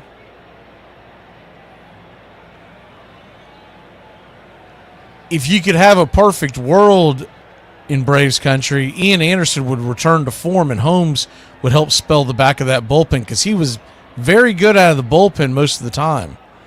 The 0-2 swung on. That ball's going to get dropped towards center field. Coming in, making the sliding catch is Kilpatrick, and that'll end the inning. Kevin Kilpatrick will kill that inning with a nice sliding grab. The Braves lead it 2-0. We head to the top of the 5 here in Grapefruit Country. Bad food and overpriced drink had been sold at ballparks since the 1850s, but it took one very ambitious British-born caterer to turn concessions into an empire. Harry M. Stevens had begun his career hawking scorecards in the 1880s, all the while regaling the crowds with quotes from Byron and Shakespeare. By 1901, he was peddling hard-boiled eggs, ham sandwiches, ice cream and slices of pie in stadiums from New York to Ohio. Then, One cold afternoon, when ice cream sales slowed at the Polo Grounds, he sent out for German sausages, which he put in long buns so fans could hold and eat them. He had made his greatest contribution to the game, introducing hot dogs to the ballpark. Hey, Braves Country, Mac Magee here for American Rebel Beer. America's patriotic light lager, all natural ingredients. Stand tall, be proud. The perfect beer to celebrate life, liberty, and your pursuit of the American dream. America's patriotic light lager, offering a crisp, clean, bold taste. The perfect beer to celebrate life, liberty, and your pursuit of the American dream. A beer with only 110 calories that tastes like a full-flavored beer and celebrates like freedom.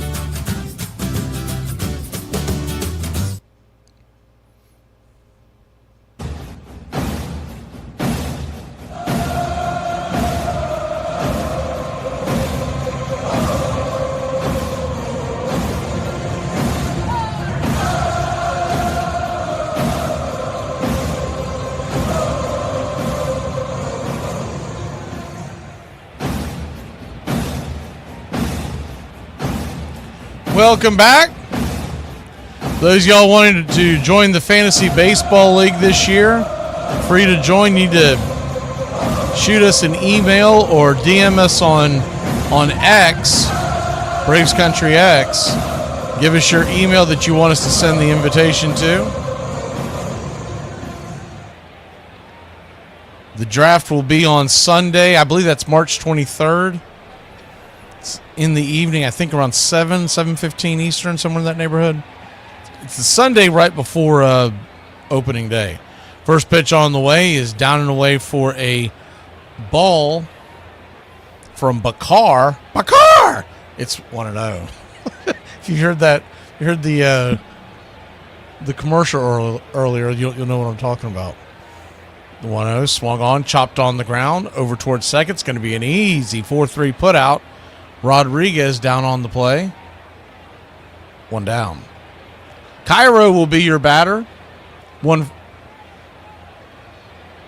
Cairo's 1 for 1 on the day, along with a walk. Recorded an RBI.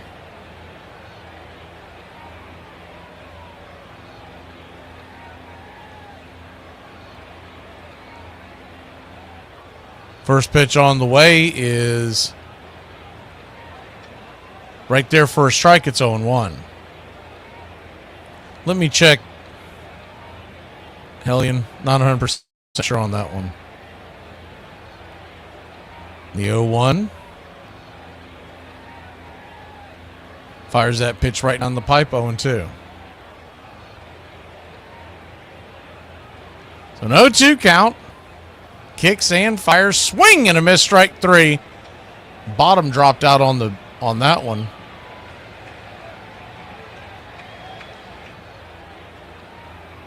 Braves 2, Marlins nothing, top of the 5th inning.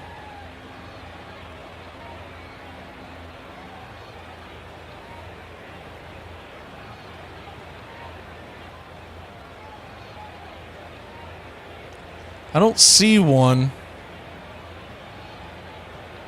First pitch on the way is right there at the knees of Devers.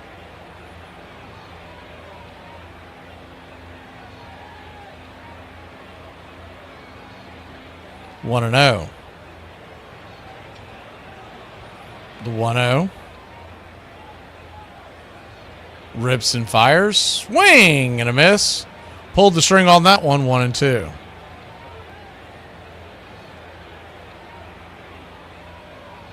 One-two count.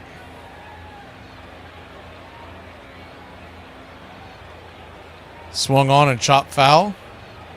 Oh, if you send her on X, that's not an email. I'll check it later. Get me if you're checking emails.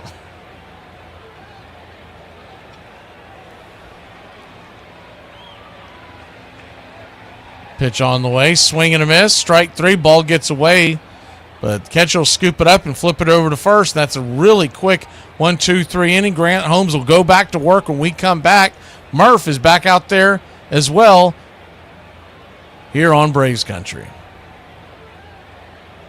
I'm not always an anxious person. I mean, as long as the house is clean and I've had enough sleep and I'm not worried about how much money is in my bank account and absolutely nothing is overstimulating me, I'm like actually super chill.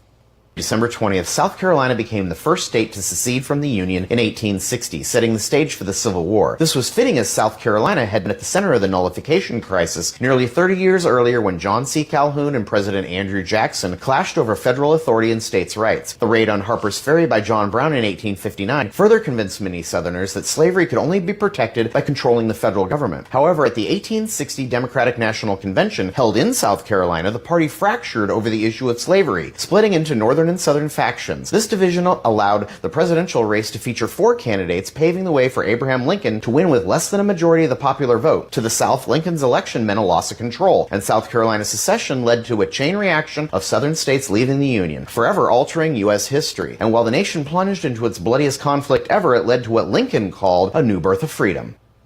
The life he's gotten to live, I think he really loves it. And Kansas City's the perfect place for him. Brett's lived in Kansas City just about as long as he's been a Royal. It's where he still makes his home today, where his family roots feel the strongest. We try to have dinner every Sunday night. Every Sunday night, usually. We try to. All the boys live within a couple miles of us, and we try to get together as a family once a week for dinner. We call it family dinner, and usually on a Sunday. This is a tri-tip. It's a really popular dish in California. Earlier, I got some garlic cloves and sliced them up real thin and got some rosemary. We'll take it to 120, and then we're going to let it breathe a little bit. And we're just going to have some sandwiches tonight. Onions, peppers, we got beans and salad. It's going to be a fun night. You play for one reason and one reason only, to win. Losing sucks. Welcome back. Grant Holm fires the first pitch of the inning. Right there on the outer edge. Misses for a ball. It's 1-0. The 1-0. Kicks and fires. Down and in. Skipping across the dirt. 2-0. So 2-0 count.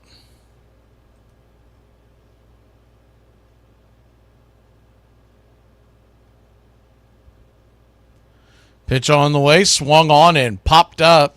High and deep in the left field, fighting the elements out there, but making the catch in left field is Luke Williams. One away.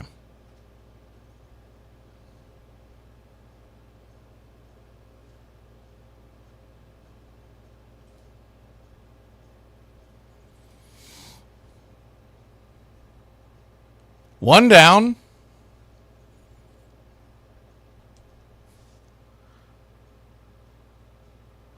Norby, the batter, he's 0 for 1. Righty-righty matchup.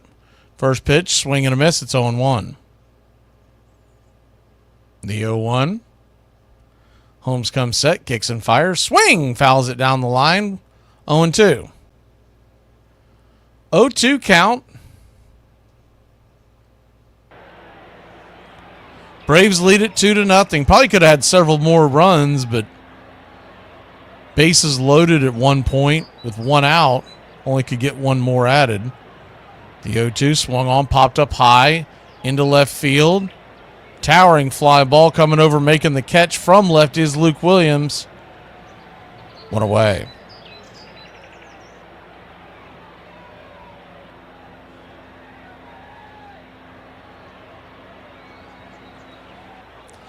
Next broadcast will be Monday here on Braves Country Radio. I believe it's a 1:05 first pitch. We've got 4 broadcasts next week. First pitch on the way is up top. Misses high to Sanoa, the center fielder. It's 1-0. We'll be here Monday and Tuesday, and then Thursday evening and Saturday afternoon. Monday and Tuesday afternoon, Thursday evening, and Saturday afternoon. There is no game on Wednesday, I don't believe. 1-1 swung on and bang foul down the line. 1-2.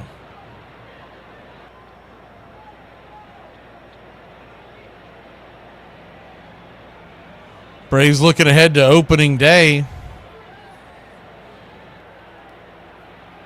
We're just under a month away from that.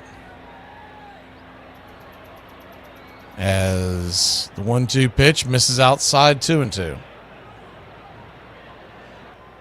So if you're wondering why Tito decided that he did not want the Reds using the ABS system, he said it was because if it's not going to be used during the regular season this year, he doesn't want to mess with it. 2-2 pitch swung on, chopped over back towards the mound. Holmes has to jump off the mound, and he will make the play, firing it over to first, and that's an easy 1-3 put out. That'll end the inning. So far, so good for Mr. Grant Holmes. Your Braves, by the way, have a no-hitter going. We'll be back in a flash here on Braves Country.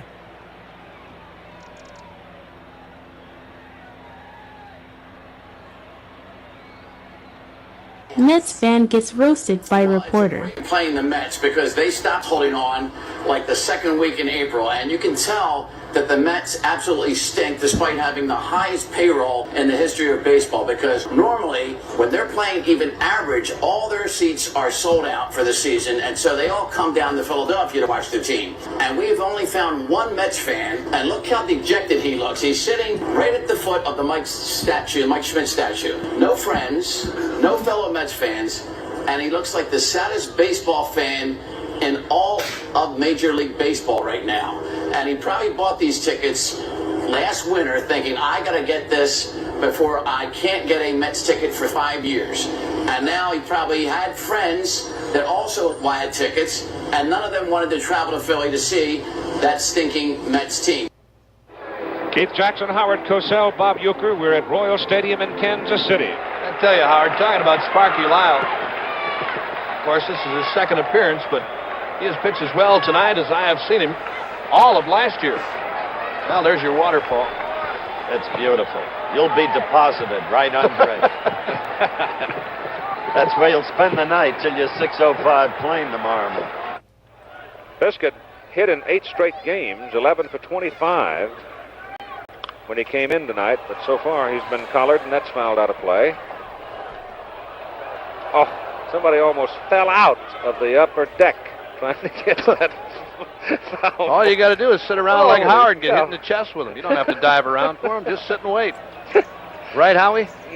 All I can say is it's still another error on the Uecker record. Join the Country Club today. Help support Braves Country Radio. Join the Country Club today. Welcome back. First pitch on the way to McCabe from the left-hander, the new left-hander for the Marlins, Veneziano. Right there for a ball. It's 1-0. The 1-0. Swing and a miss. 1-1. McCabe playing first base today. David McCabe 0 for 2. Strikeout and a ground out. So, yeah, next week we're here Monday, Tuesday, Wednesday. There is no game, and Friday's game is not broadcasted anywhere. We'll be back on Saturday. And on Sunday during the spring games, we won't be here, but we will be here come Sunday regular season. We'll be here for all the games this year during the regular season. Pitch on the way, swung on and dropped into right field, and that's down for a base hit. McCabe jumps on the hit parade. Quickly, Braves got one on, nobody out.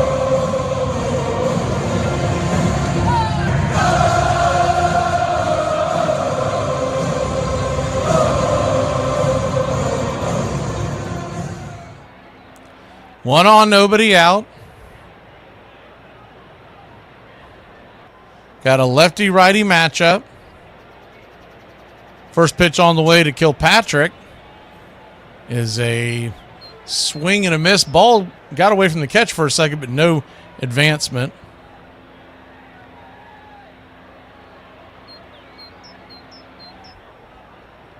Braves 2, Marlins nothing. Marlins have yet to get a base hit so far.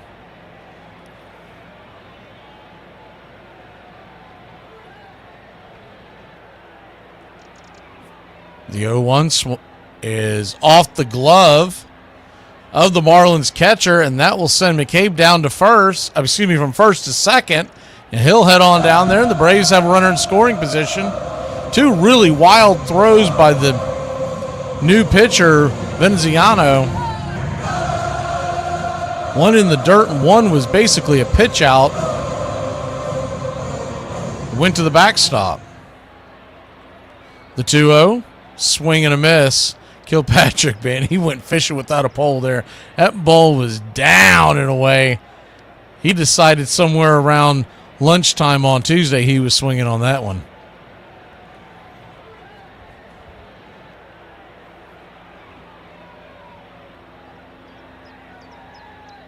Braves 2, Marlins nothing. The 1-2 in the dirt, 2-2. So far, Kilpatrick has seen a slider, fastball, changeup, and slider.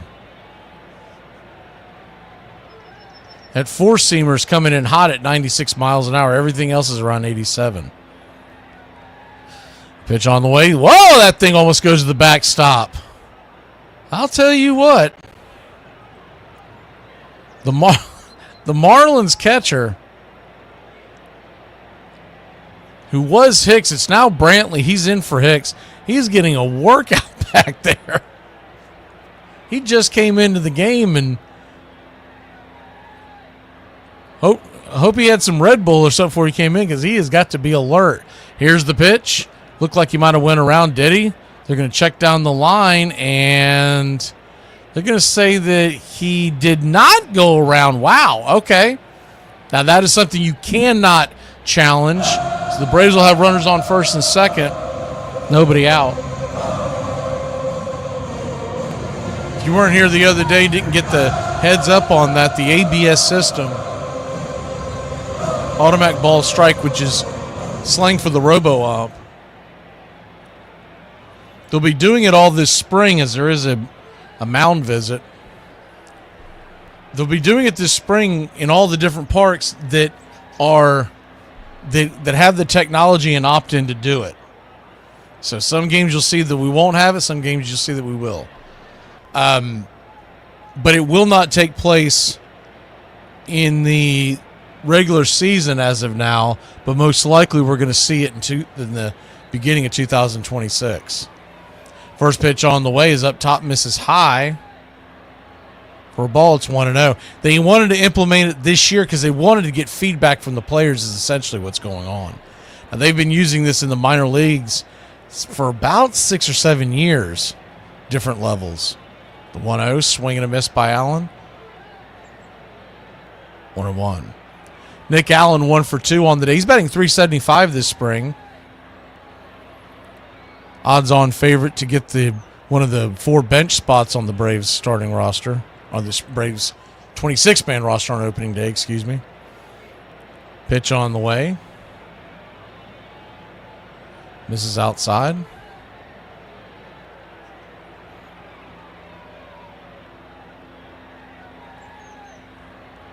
The 2-1 count.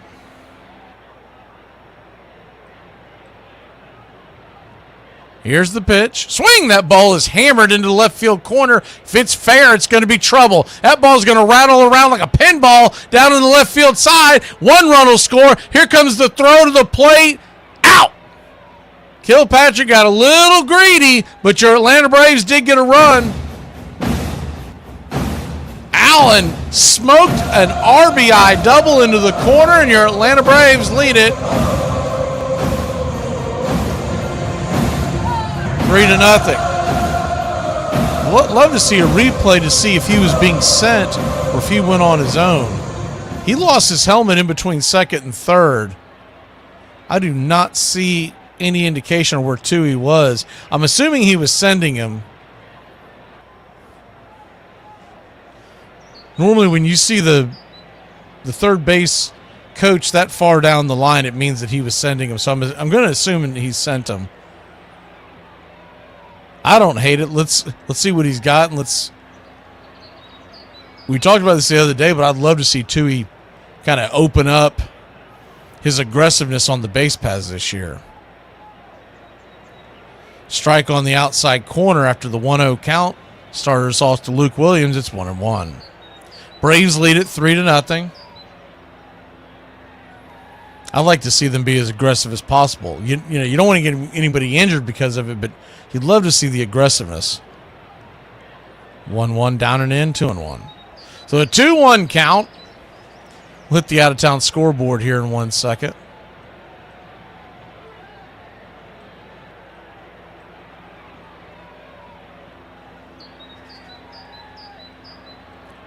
Pitch on the way. Swing and a miss. Chase that one down and away.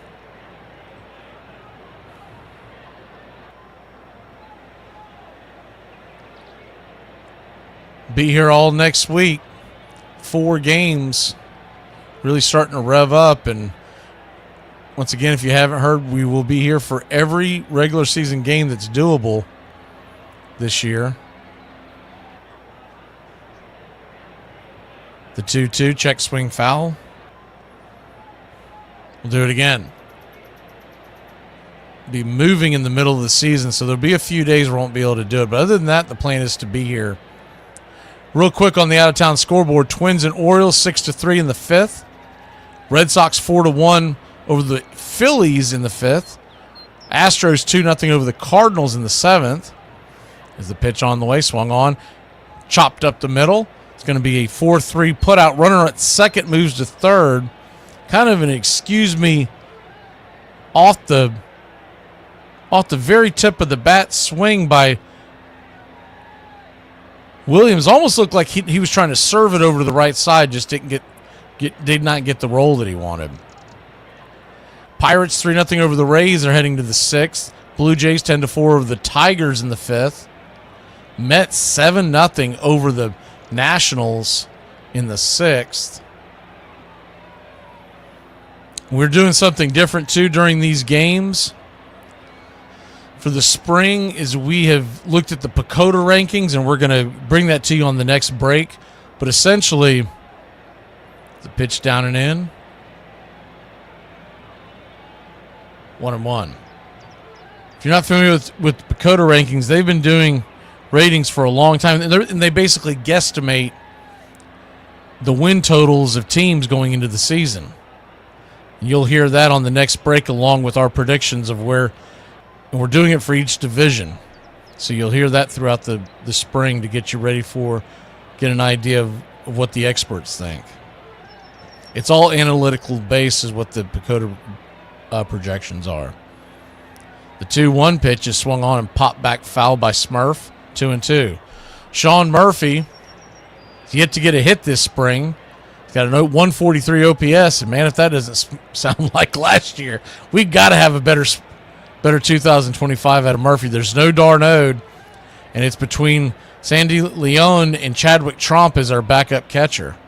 The 2-2 in the dirt, 3-2. Though a lot of folks are excited for Leon, because he's off to a great start in the spring. He's a 35-year-old catcher with the lifetime batting average just over 200. He's not a stick that you're bringing to the team. So just because you see him in a couple off the spring pitchers is the payoff pitch, and you go around, he did not ball 4, and Sean Murphy works himself aboard. So good job by Murphy. Second time aboard this game. He was hitting the back earlier in the game. But essentially, the Braves are going to keep who's the healthiest. And though Leon sounds like a fun keep because A, he's a veteran, B, he's a left-handed bat that you can platoon, I just have my doubts that he makes the team, but we'll see what happens. First pitch on the way is swung on and chopped over towards short, deep in the hole. Baldwin's busting it down the line, and that's going to be an infield single and an RBI, and the Braves lead it 4-0. Good hustle by Baldwin, served it over to the left-hand side. It was busted it down the pipe. Drake Baldwin is the catcher of the future for the Atlanta Braves. Unless they trade him in some sort of a deal in the next season or so, he's a guy that you could see coming up to the bigs as early as next year full time. First pitch on the way is a swing and a miss strike. It's 0-1. The 0-1 to Rodriguez. Swing, pops it up. Can of corn high in the sky. Fighting the sun. Who wants it? Second baseman will get it. F4 in your scorecard. That'll end the inning. But I feel your Atlanta Braves put a couple on the board. It's 4-0. We've got a no-no heading to the bottom of the sixth.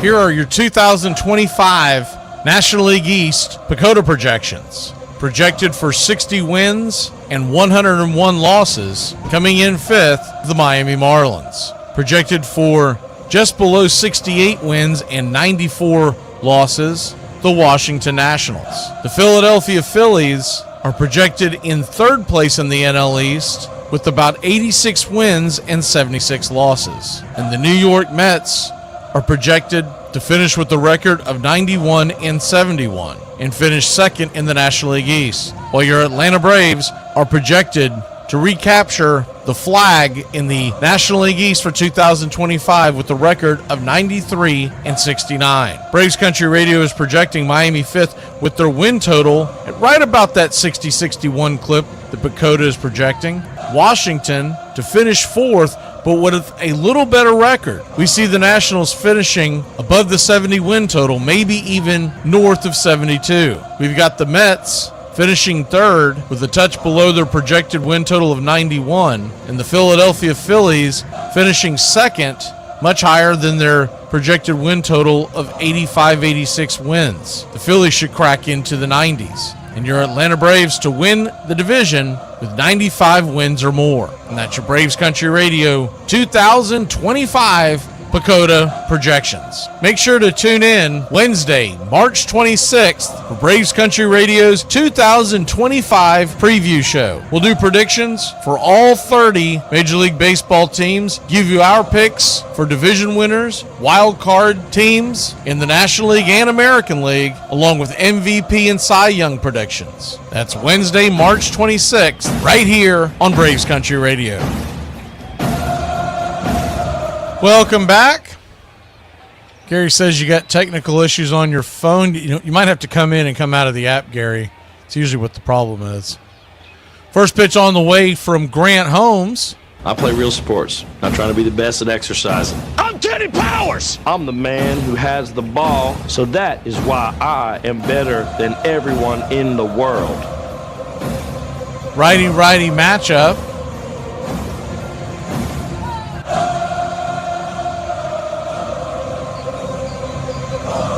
Swing and a miss.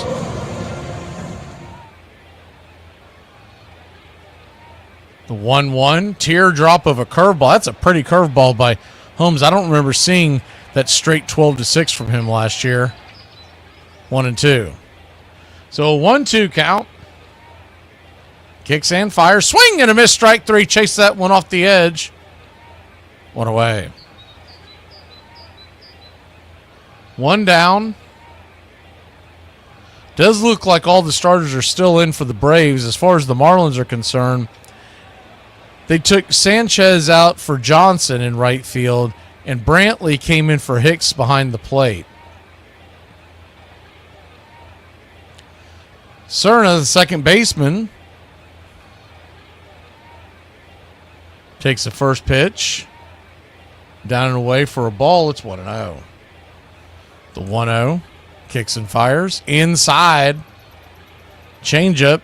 90 mile an hour almost got him. 2-0. So 2-0 count. Kind of curious if anyone... Hey, once again, let us know if you want to play our fantasy baseball league. It's free to play. We kind of put your name on essentially it's a Stanley Cup type trophy that stays with the radio show.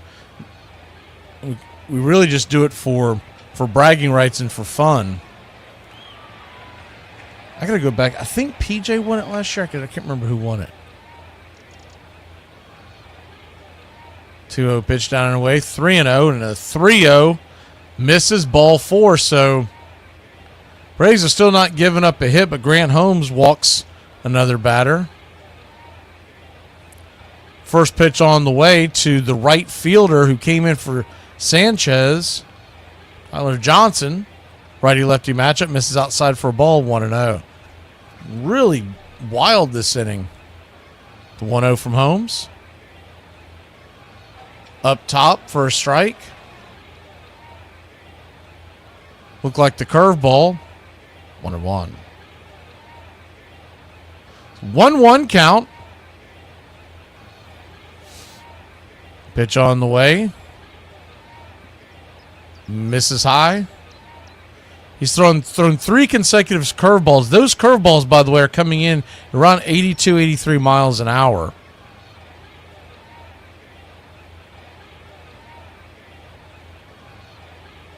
Pitch on the way, right there for a strike. 2-2. Good to see you, Billy. And we'll have the 3D back come regular season. They just don't offer it during spring training. Pitch on the way, swung on, lifted, high in the sky, coming over, making the running catch is Kilpatrick. Good running catch as his hat flew off. 2 away. He's got those long dreads and the big red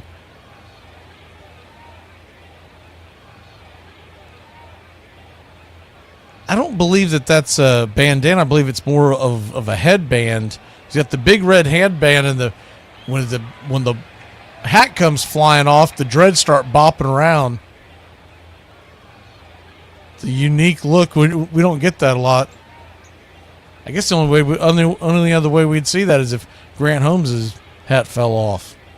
First pitch outside for a strike. It's 0-1. Righty-righty matchup.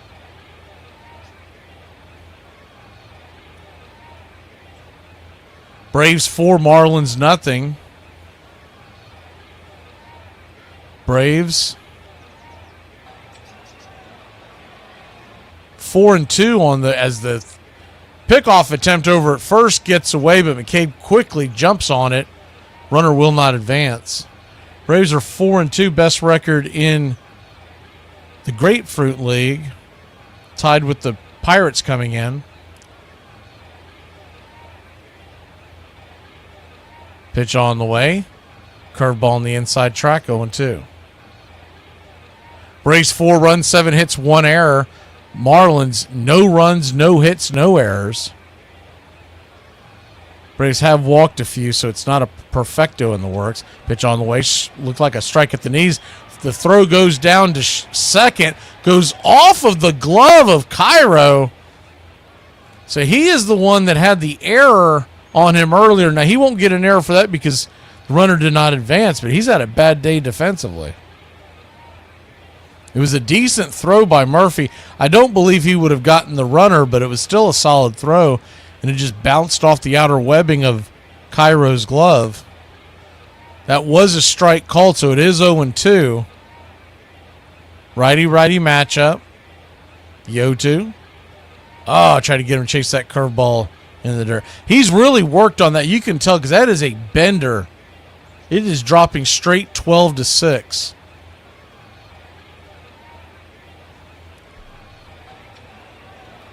The 2-strike pitch on the way, down and away, ball 3.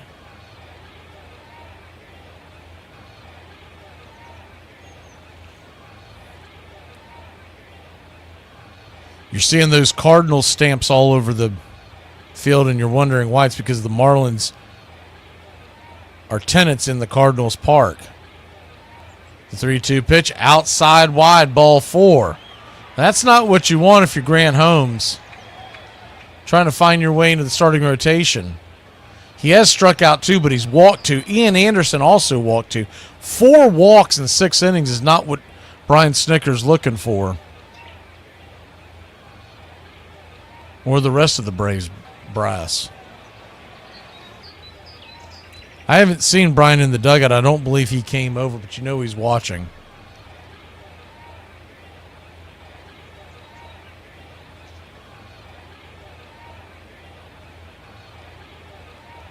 Righty-lefty matchup. Once again, if you want to play in the fantasy baseball league that is free to play, the draft will be Sunday, March 23rd, Sunday evening. Just shoot us a DM either on X, which is Braves Country X, or Facebook, or you can email us at macmageesports@yahoo.com. The league is on Yahoo like last year.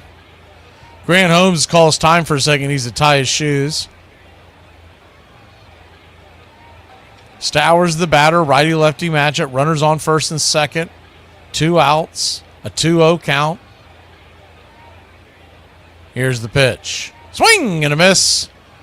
Went with the slider that time. His slider comes in at about the same speed, but it's not quite as flat. It's got a little more of a bite to it.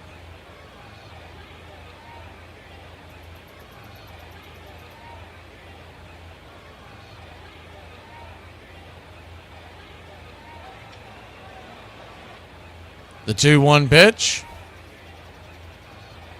Kicks and fire, swung on. Chop foul. Do it again.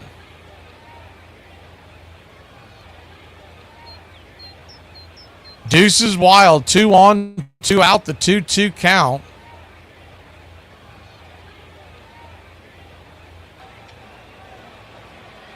Here's the pitch. Swing and a miss, strike 3. Got out of the jam. Still no runs, no hits, no errors. We'll be back in a flash. Braves will grab the bats. We head to the top of the 7th inning. For nothing, it's 9:30 in the morning. You're peeling potatoes? I know what time it is. What are you doing? You got your uncle's coming in later. You want to eat later on today? This generation. I'm done. What are you going to do? Call DoorDash when you have company? DoorDash? Send me some potatoes? Okay, answer this question 100% honest. Okay. Okay? If I died, would you get remarried? No, probably not. What, you don't like being married? I mean, yeah, obviously I do. So then you would. Yeah, I guess. Yes, I get remarried. Would you guys stay in this house? Yeah, it's a new house. Why not? Would she drive my car? Yeah, it's a new car. Would you sleep in our bed? Yes. Would she wear my jewelry? No, she probably have her own jewelry. Would you replace all the photos of me in the house with her? Probably. It's probably the right thing to do. Are you going to take her golfing? Yeah, golfing's always fun. Is she going to use my golf clubs? No, she's left-handed. Armchair.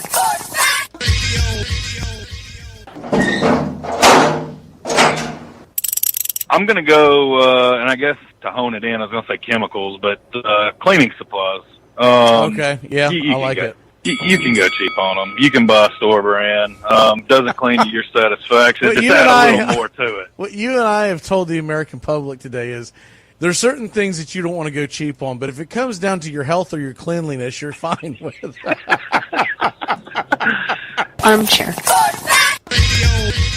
Every magnate in the country is indebted to this man, Harry Wright, for the establishment of baseball as a business, and every patron for furnishing him with a systematic recreation. Every player is indebted to him for inaugurating an occupation by which he gains a livelihood, and the country at large for adding one more industry to furnish employment: sporting life.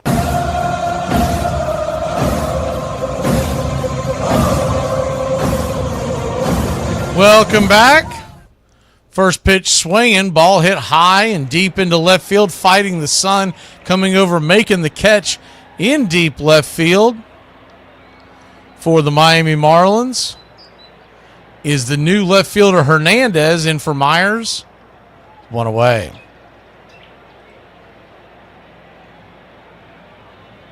One down, and Ogans will be the batter, coming on for Devers, the third baseman. Keyshawn Ogans, 23-year-old, out of San Francisco, California. Righty-righty matchup. First pitch down and in. For ball, it's 1-0. Drafted by the Braves in the 20th round, which nowadays is the last round of the draft, in 2022 out of Cal. The 1-0. Right there at the knees. 1-1. He played in Mississippi in 2024 after being at the Rome Club in 23. The 1-1. Brings it. Swing.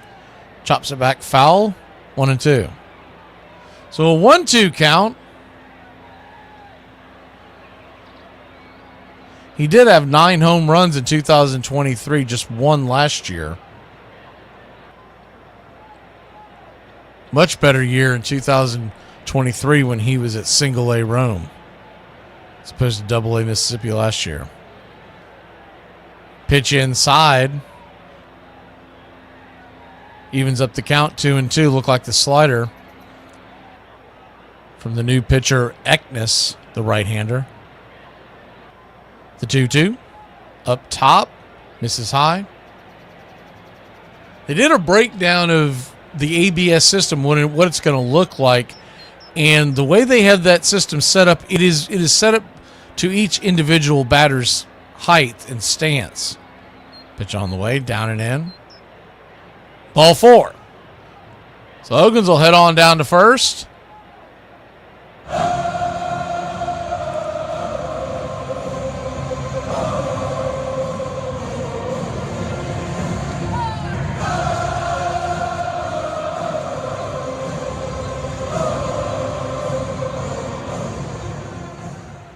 Righty-righty matchup now with Verdung coming in.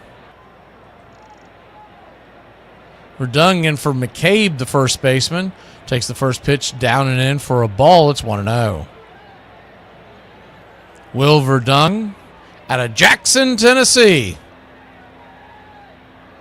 You country music fans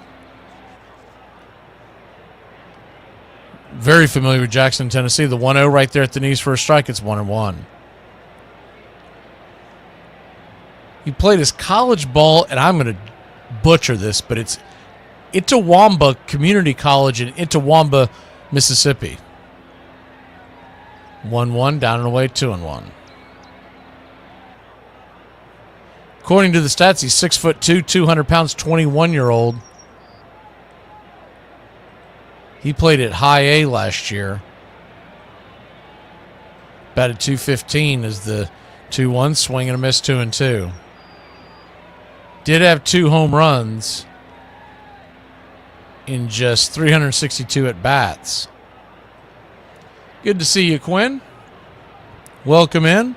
Everyone, please make sure to smash that like and subscribe today. Pitch on the way, swung on, chopped, roll, slow roller down the third base line. Coming in, making a charging throw from third, 5-3, will not get him. And that'll be an infield single for Verdung. Any way you can get on base, you'll take it. Runners on first and second, 1 out.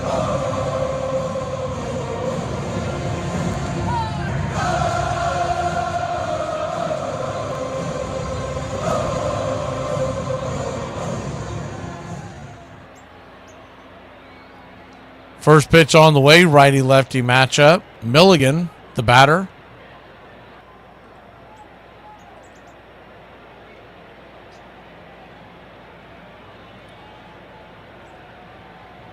Milligan in for Kilpatrick, the center fielder. Pitch on the way, misses high and outside. Cody Milligan from Denver, Colorado. Played at Cowley Community College in Cowley, Kansas.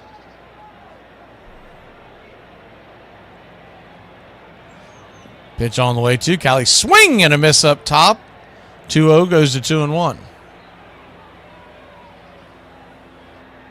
He's 0 for 2 this spring.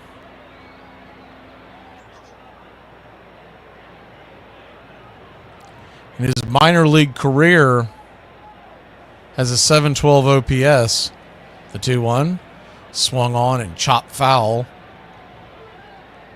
Right there at home plate, 2-2. 2-2 count.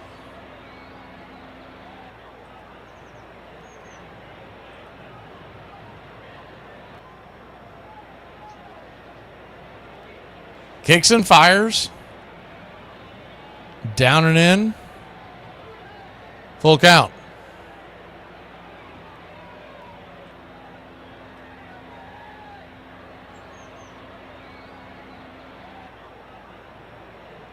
Pitch on the way, swing and a miss.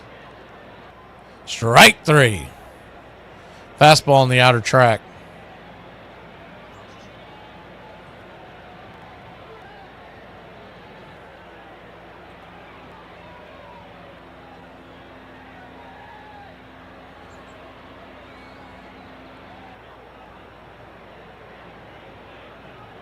Righty-righty matchup now. Exposito, we saw him the other day.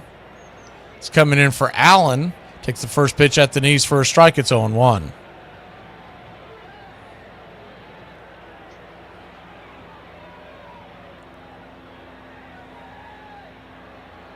The 0-1. Brings it down below the knees. 1-1. So a 1-1 count.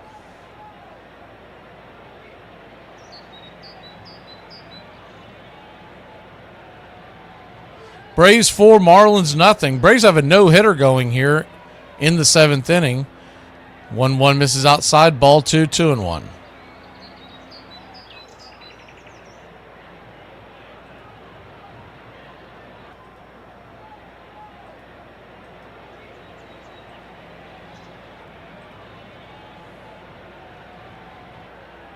The 2-1 delivery. Down below the knees, ball 3. So runners on first and second, 2 outs. They'll be going at the crack of the bat. Hellion, we just sent the invitation to you, so you should get it momentarily. Pitch on the way, swung on, chops it over towards second. Should be an easy 4-3 putout. It is, and that'll end the inning. Braves threaten but can't get them in. We'll be back in a flash, see if they can complete the no-no when we return.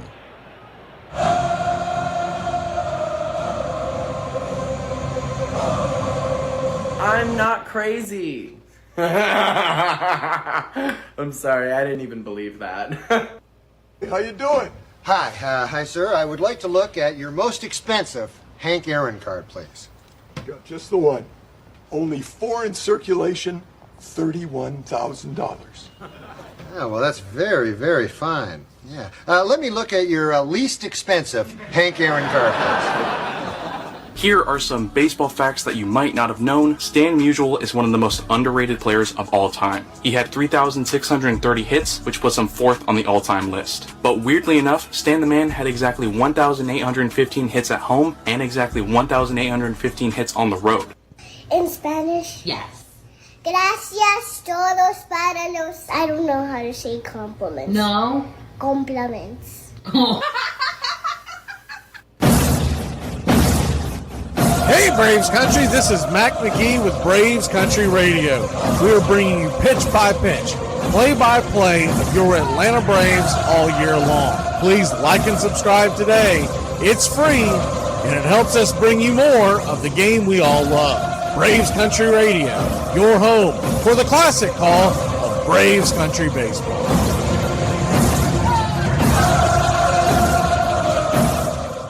So, who else hates it when you get up on a Monday morning?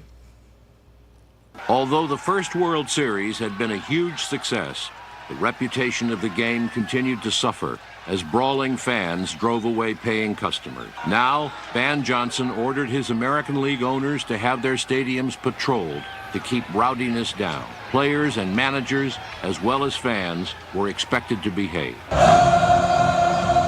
Welcome back. First pitch on the way from Pilar, the new pitcher. Right there for a strike. It's 0-1. So Grant Holmes' day is done. 3 innings, no hits. Couple of walks, couple of strikeouts. 1 swung on, popped up. Can of corn behind home plate, and Drake Baldwin's going to, I believe that's Baldwin playing catcher, drops it to the dirt. It is there's something you can do in spring training you cannot do in a regular season game. They're shifting their designated hitter to the catcher position. So Baldwin gets behind the plate, but he drops the ball, giving life to the batter one more time. Pitch on the way, swung on, fist that foul back out of play. Do it again.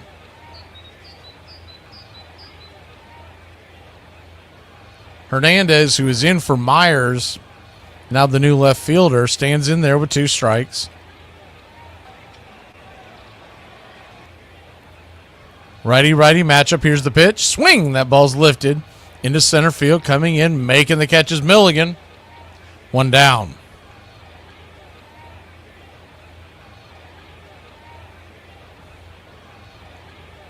One away.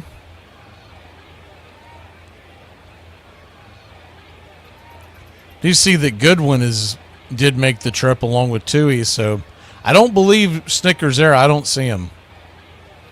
Someone was asking, I believe, on Facebook. Pitch on the way. Outside wide.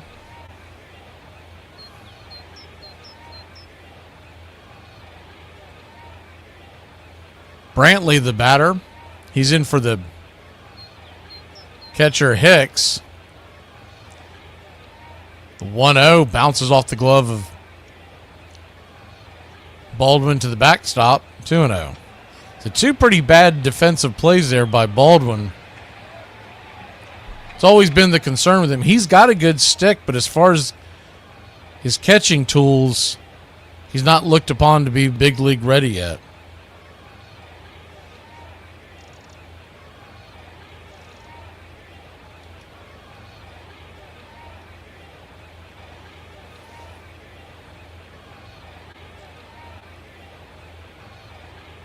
Pitch on the way from Pilar. Swing! Chops it off the plate. Back behind home plate. We'll do it again.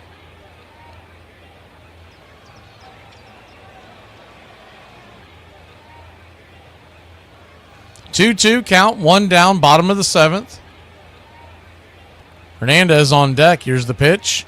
Check swing. Got him. Strike 3. Good pitch by Pilar.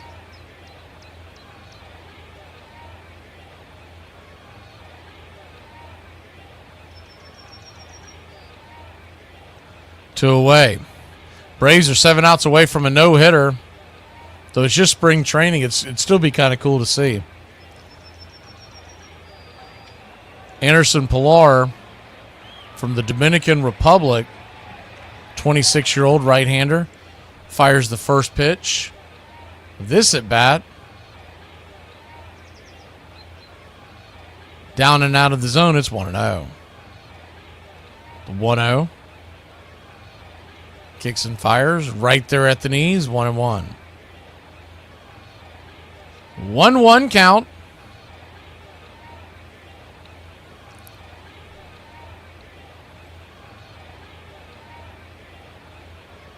Brings it. Just misses down below the knees. 2-1.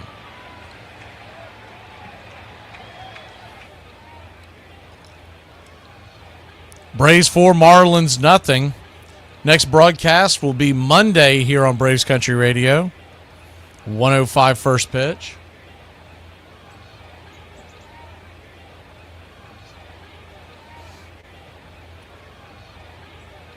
Looking at the schedule for next week on who we will see. The Rays on Monday is the pitch down and in, misses. Ball 3. That's at 1:05. That is at Charlotte Sports Park, home of the Rays. Then the Braves come home to Cool Today Park against the Twins on Tuesday. Pitch on the way, swung on, chopped up the middle, and that is going to break up the no-hitter. It was a seeing eye single. Good defensive try. They were playing the shift. If they're playing him straight up, Winkler probably has a chance of scooping that up and getting the runner. But he had so far to go. It was in between second and short, and the second baseman couldn't get to it, so he had to stay right of the bag. And the shortstop was basically playing, cheating over towards third. First pitch on the way is right there for a strike on the edge. It's 0-1. So Tuesday we got the Cool Today Park, and then Thursday night the Marlins come to Cool Today Park. It's a 6:05 first pitch. We'll have that game. And then next Saturday we've got the Pirates at Cooler Day, so they're at home quite a bit on the broadcast schedule this week. The 0-1's right there for a strike, 0-2.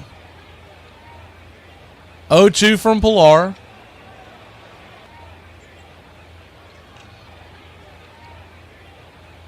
Pitch on the way, swung on, slap foul down the line. We'll do it again.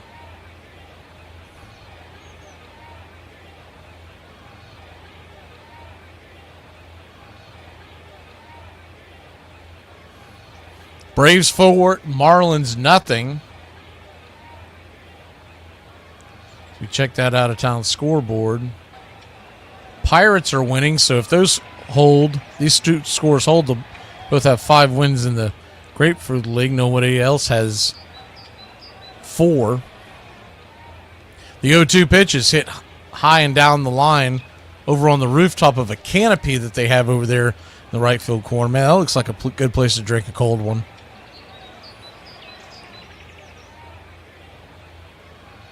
The 0-2 swing, fouls it down the line again. Mets still lead the Nationals 7-0. They're in the bottom of the 7th. Blue Jays 10-6 over the Tigers in the 7th. Rays trail the Pirates 3-2. Astros 3-1 over the Cardinals. Red Sox 4-1 over the Phillies in the 6th. There's the pitch on the way. Swing and a miss, strike 3. Ball gets away, but the batter didn't realize it. Baldwin will come up and tag him on the right side, and that'll end the inning. So we give up a run, but it's still got a shutout going here in the Grapefruit League. We'll be back in a flash here on Braves Country.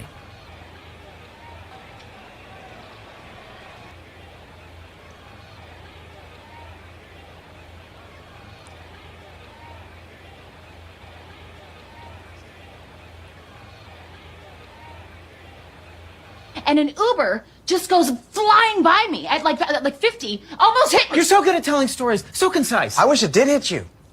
Yeah, I know God made us in all different ways, shapes, and forms, but why the hell Kawhi Leonard's hand so big? That son hand that. You can slam somebody by their waist, bro. This ain't normal. Man can squeeze you like an hourglass. Probably can't even use a regular phone. You got to text on the iPad. Be real, bro. How you drive? How you wrap your hand around the steering wheel without your fingers touching your wrist? Really don't make no gloves for you. You got to put sleeping bags on your hand. You couldn't be a barber. You know a barber always got to grab your head like this to keep it still. Or if you don't get this cage off my face, you can excavate a whole pool with them hands.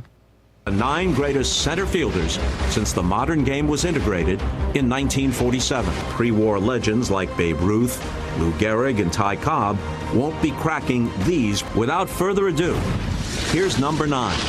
In center field, number 34, Kirby Puckett. Was probably one of the most popular players in his home city of anybody in the modern history of the game. Provided that sort of intangible effervescence that made you want to watch him. This little guy, this pudgy guy, this guy looked like maybe built like a beer keg. He had that short, squatty body, looked like a fire hydrant. He looked like a little bowling ball, but man, could he get everything done that needed to be done. Having that 5'8" body jump over fences and rob opposing players of the home runs. And he did that numerous times. Oh, my goodness. Glaucoma ended Kirby's career when he was just 35. Pride and integrity. Just don't take it for granted because you never know. Tomorrow's not promised to any of us. Although a stroke took Kirby's life while he was still in his 40s, he's remembered as a player in his prime. I love you all. Thank you. I hate it when people assume things about me that aren't true. Like, because I'm pretty, I'm stuck up. I'm just like, shut up, troll. Why am I even talking to you? Welcome back. First pitch on the way is foul back out of play. Dale Stanovich is on, the lefty, with the 2.73 ERA in the minors last season. Lefty-lefty matchup. Swung on. That ball's lifted and blasted in towards right field. That's going to get down up against the wall and coming around with a leadoff double for your Atlanta Braves. All right, it's been a hot minute since we had some action. Paulino with the double to center. Right center, really, but the scoring it is center. Steven Paulino Drafted by the Braves in the 5th round back in 2019 out of Fairfield, Connecticut. He's steadily made his way through the minor leagues. He puts himself on the board here with a double to start the 8th. First pitch on the way is outside wide for a ball. It's 1-0. There was a debate going on the other night on X, and I cannot believe someone was trying to say this. I stayed out of it, but the argument was that Aaron Bummer was a popular player, but he wasn't very good in Braves country with the fans. And I'm like, I feel like it's the exact opposite. Is the 0-1's right there at the knees for a strike? It's 0-2. There's a couple of fans going back at it, and they were saying, yeah, he's not very good, but the fans love it. And I'm like, I don't know, man, because every time I do a game, people complain about Aaron Bummer coming on, and his numbers really weren't that bad last year. The 0-2 comebacker to the mound, fires it over to first. Paulino was dancing back and forth between second and third, decided to stay put, one away. I don't know if I'm missing something.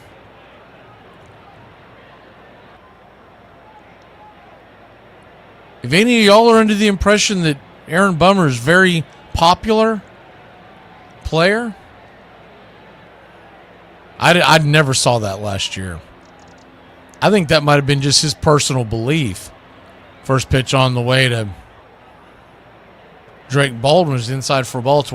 It's one thing if you're saying that every time you complain about Bummer, people defend him. Okay, I can see that part. The 1-0 down and away 2-0. But the way he was portraying it was he's a very popular player, he's just not any good. I'm like, that's not really true. He's got pretty decent numbers, but no one really loved him because he's not a strikeout pitcher. He normally comes in when there's ducks all over the pond, and he'll eventually give up a run that's not his. 2-0 down and away 3-0. Baldwin, by the way, 3 for 4.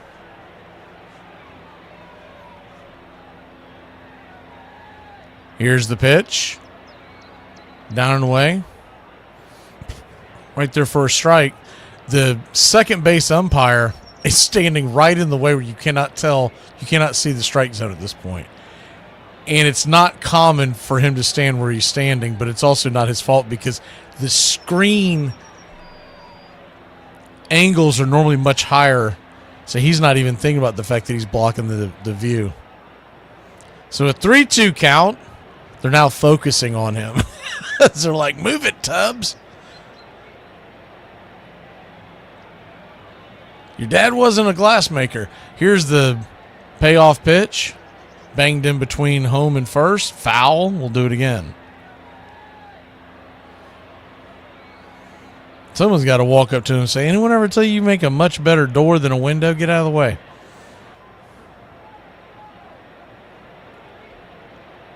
It's funny, it is not cold by any stretch of the imagination, but there's an umpire out there that is dressed head to toe, and I'm thinking maybe he's trying to prevent sunburn, but you never see this. He is dressed head to toe, long sleeves, has his face covered.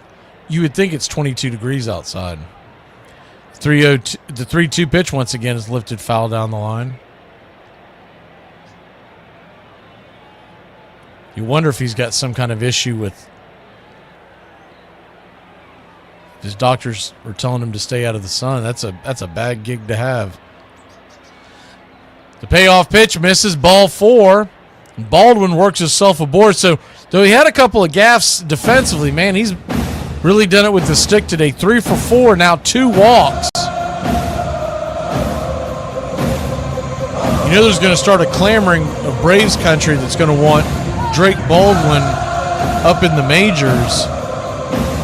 The problem is the first pitch on the way is swung on and sawed off foul. It's 0-1.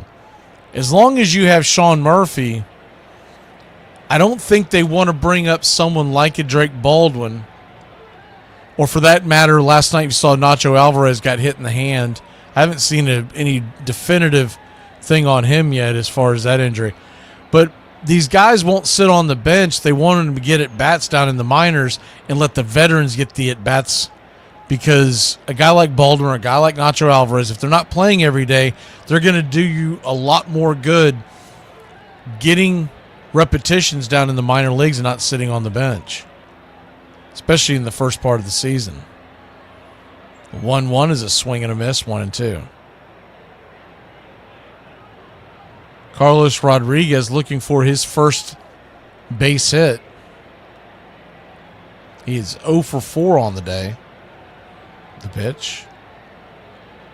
Inside, 1-2.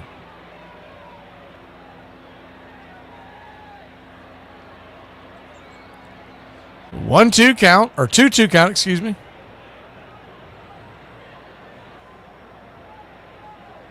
Pitch on the way, swing and a miss. Strike 3. 2 down.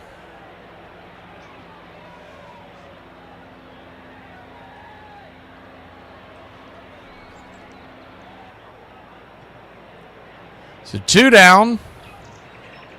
And everything's going haywire because the box scores are not staying current, and there is not all these players are actually in the database to know what their numbers are. They don't have names on the back because they're road games. As Stanovich has 19 pitches here. Lefty-righty matchup. The pitch on the way is swung on and grounded foul down the line. It's 1-1. It's Cairo's position, but I don't believe that's Cairo.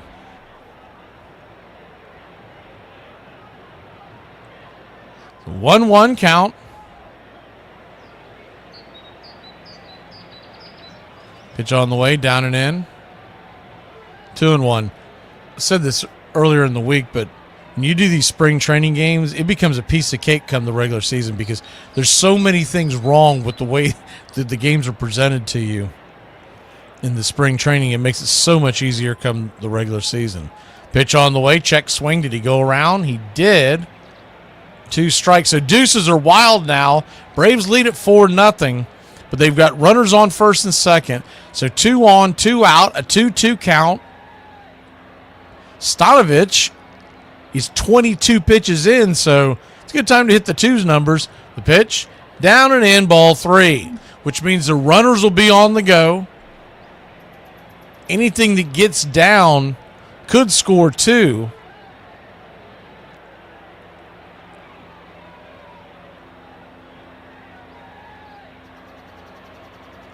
Kicks and fires. Swing! That ball's lifted into right center field. That's going to get down where the green grass grows. 1 run will score. It's 5-0 your Atlanta Braves. And looks like 2, he's going to slam on the brakes. He does. So we'll have runners on the corners. 2 outs. Inside out of that pitch. Probably a smart play to not send Baldwin. It would have been close, but he might have gotten it looks like he might have gotten a late jump on that one. Runners on the corners, 2 outs. First pitch on the way is outside, misses high. It's 1-0. The 1-0. Rips and fires. Swung on, chopped over in between first and second. And that's going to get through for a base hit. 1 run will score, and it's 6-0 Atlanta. And we'll do the merry-go-round once again.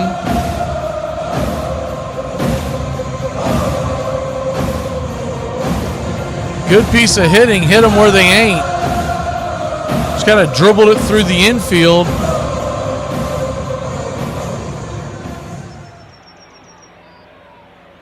Runners on first and second, 2 outs.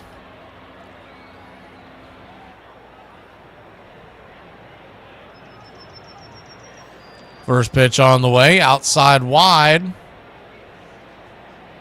1-0.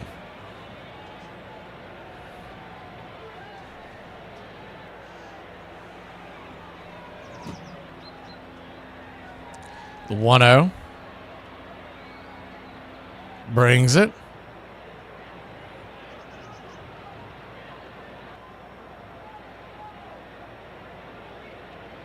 One and one. 1-1 count. Braves lead it.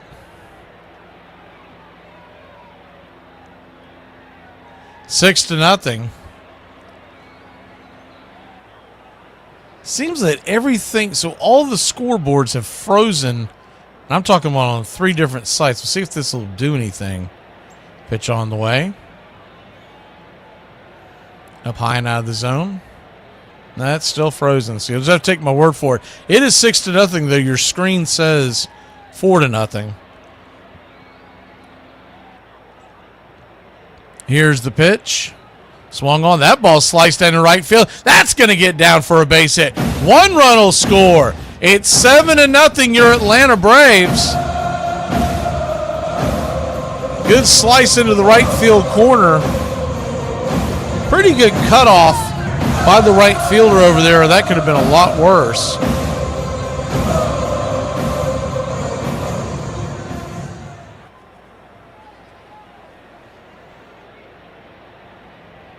So runners on the corners, 2 outs. And that'll be it for the pitcher. They're going to get rid of him. And we will head to break when we come back. Hopefully they'll fix this internal scoreboard. If not, it's 7-0 Atlanta. 7 runs, 12 hits, 1 error. And the Marlins have just the 1 knock all game long. We'll be back in a flash, Braves country. I've been told that the word icy is like the easiest word to spell.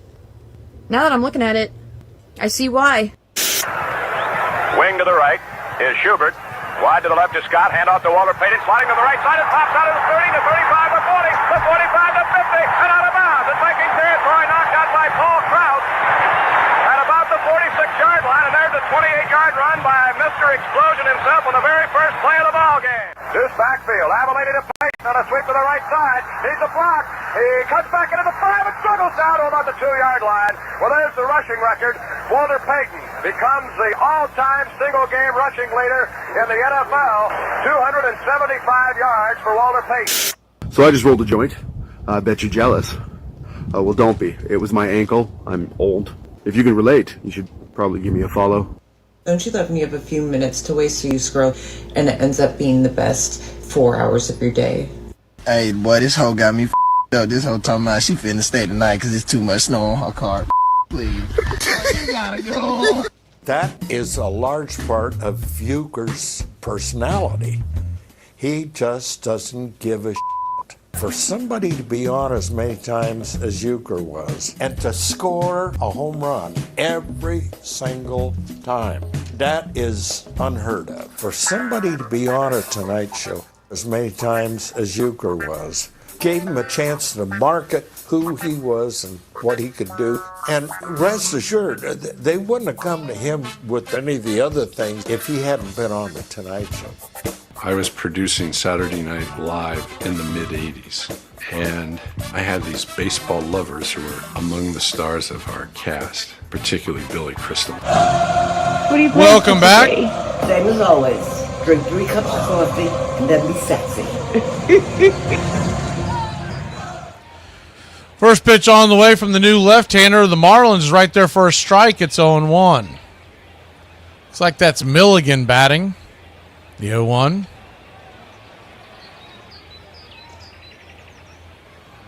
Teardrop of a bender makes it 0-2. Braves 7, Marlins nothing. The 0-2 swung on, lifted high and deep into right field, drifting back just before the warning track. Marlins will make the catch in right field, and that'll end the inning. But not for your Atlanta Braves. Have struck again. It is 7-0 here in the Grapefruit League.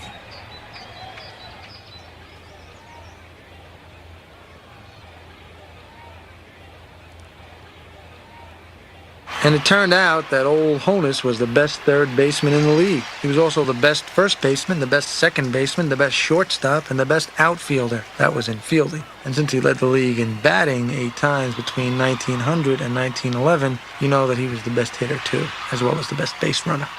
He had a powerful build. His 5'11", 200-pound frame, it was said, featured a massive chest that might have come from a barrel maker's shop, and shoulders broad enough to serve dinner on. His legs were badly bowed, but he had huge hands and arms so long, opposing players swore he could tie his shoes without bending over. Nothing seemed to get past him, and he threw so hard to first base that pebbles, scooped up as he fielded grounders, were said to arrive along with the ball.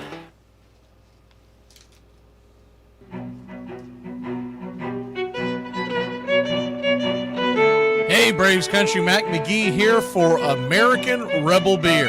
From the mountains to the prairies to your pint glass with white foam, we're bringing back beer with a backbone. All that matters in our brew is taste and a touch of American excellence. American Rebel Beer, born in the USA.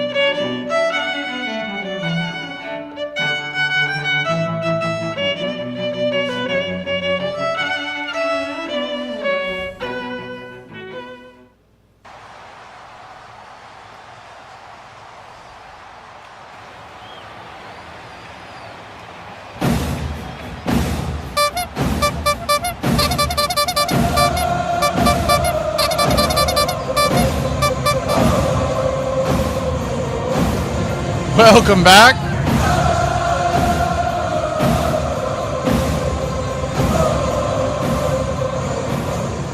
Bottom of the 8th we go. First pitch on the way from the right-hander Gonzalez. Good fastball on the outer edge. It's 0-1. The 0-1. Right there. Off-speed pitch for a strike. It's 0-2. Well, I'll tell you what, this gray media, they do not do games well. I am not looking forward to these in the future. I kind of figured it wasn't going to be great. These are pretty bad. So an 0-2 count. Caught, looking strike 3. Good pitch right down the pipe, 88 mile an hour. Pulled the string on that one. One away. I don't know if you're watching and following along at the same time while you're listening.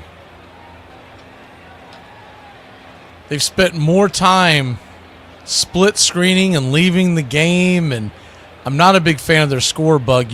It doesn't give as much information as the old Bally one did. First pitch on the way from Gonzalez is right there on the edge for a strike. It's 0-1. Domingo Gonzalez, the right-hander, kicks and fires down below the knees. 1-1. So a 1-1 count. Starting to think that all of them are using the same statisticians for the spring as the 1-1. That ball's belted high and deep, and there goes the shutout. Bam! He knocked it out of the building. A solo shot. And the Marlins have cut it to a 7-1 lead. That was a no-doubter. Past the bullpen. Souvenir for somebody out there. That was a hanger.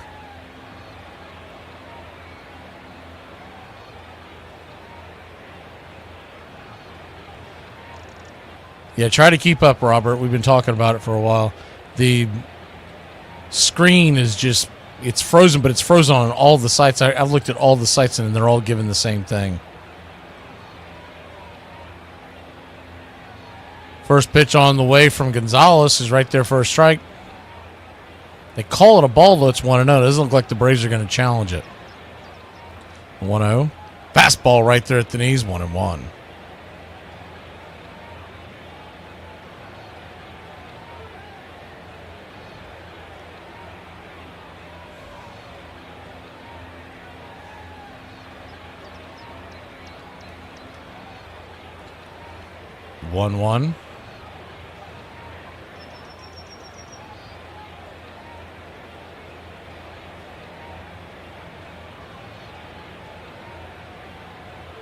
Kicks and fires. Looked like the slider missed off the edge. 2-1. So a 2-1 count. Gonzalez wearing number 73.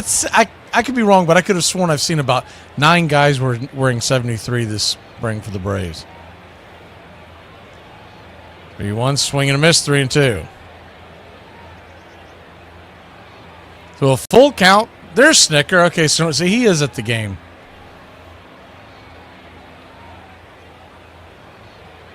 The payoff pitch. Swung on, fouled away. It's going to bend out of play. He looks restless. He's either restless or he's ready to fall asleep. He's sitting in that sun. They don't get a lot of coverage over there. He's sitting in the sun on the side on the folding chairs. The 0-2 swung on and fouled back. It doesn't look like the most comfortable spot, but they've got maybe half a dozen or so folding chairs down the line there that a few of the coaches are sitting in. Probably because they're running out of room when you do these minor league games. I believe we're down to 53 players now after the cuts that have been made. Or reassignments, I should say. Pitch on the way. Swung on, pops it up. High down the third base side in foul territory. Giving chase. Just going to go out of the extended. It's a good chase over there by the shortstop that just could not get to it. Ran out of time. He had plenty of real estate. He had a long way to go. He was playing basically shallow left field, and there's a lot of room over on both sides. Typically in a big league park, that goes into the stands with ease. Pitch on the way, swung on. That ball's lifted deep. Going back on the track, at the wall, making the catch at the 400-foot mark with his heels and toes on the warning track. Center field, it's Milligan, 2 down.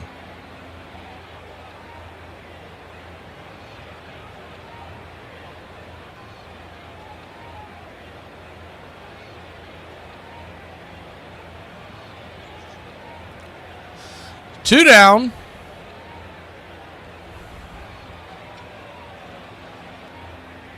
Inside.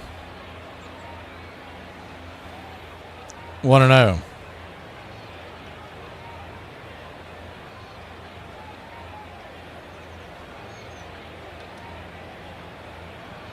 Pitch on the way, right there, first strike, 1-1.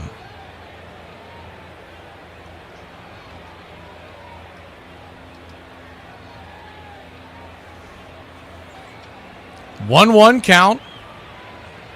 Tried to get him to chase the slider off the edge. 2-1. The fact that he's still in the camp tells you that Domingo Gonzalez has a chance at making the opening day 26. As a 2-1 fades away, 2-2, swing and a miss. That Amos Willingham looked pretty good too. But you got to figure Anderson Pilar's got a shot as well because they've used him quite a bit. They've already set Davis Daniel down, so he's gone.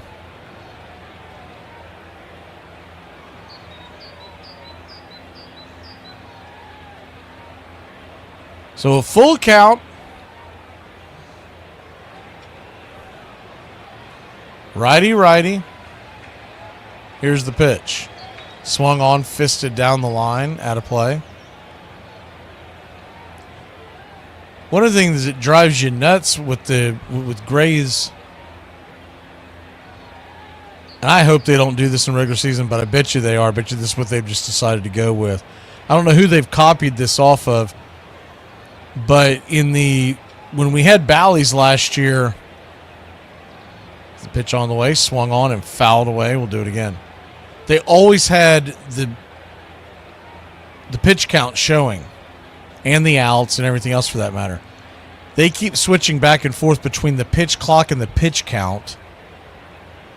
Like that's what you want to focus on. Payoff pitch, swing and a miss. Now they're going to say you got a piece of it. And I just prefer to, if you want to show the pitch clock every once in a while randomly somewhere else, that's fine. But most fans want to know how many outs, who's on base, what's the pitch count, et cetera, et cetera. The pitch clock is like the most uninteresting part of it. Pitch on the way, up top, misses, ball 4. So that'll extend the inning, and Gonzalez, who's given up a home run, is now giving up a walk.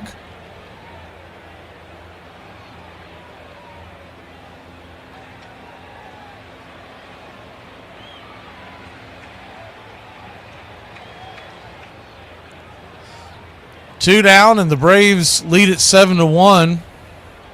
Runner on first, pitch right there. Fastball 94 down the pipe on the outer edge. It's 0-1.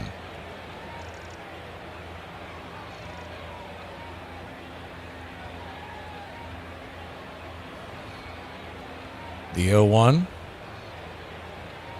Right there for a strike on the outer edge, 0-2. Chunk is back there blocking the view of home plate again, so we can't see anything. This is a disaster. The good news is Gray Media, when we get to regular season, they're going to have they're going to be able to use the same stuff that everybody else uses, so there's going to be some guidance to it. Pitch on the way, strike 3, swing and a miss, and that'll end the inning. Braves lead at 7-1. We'll head to the 9th.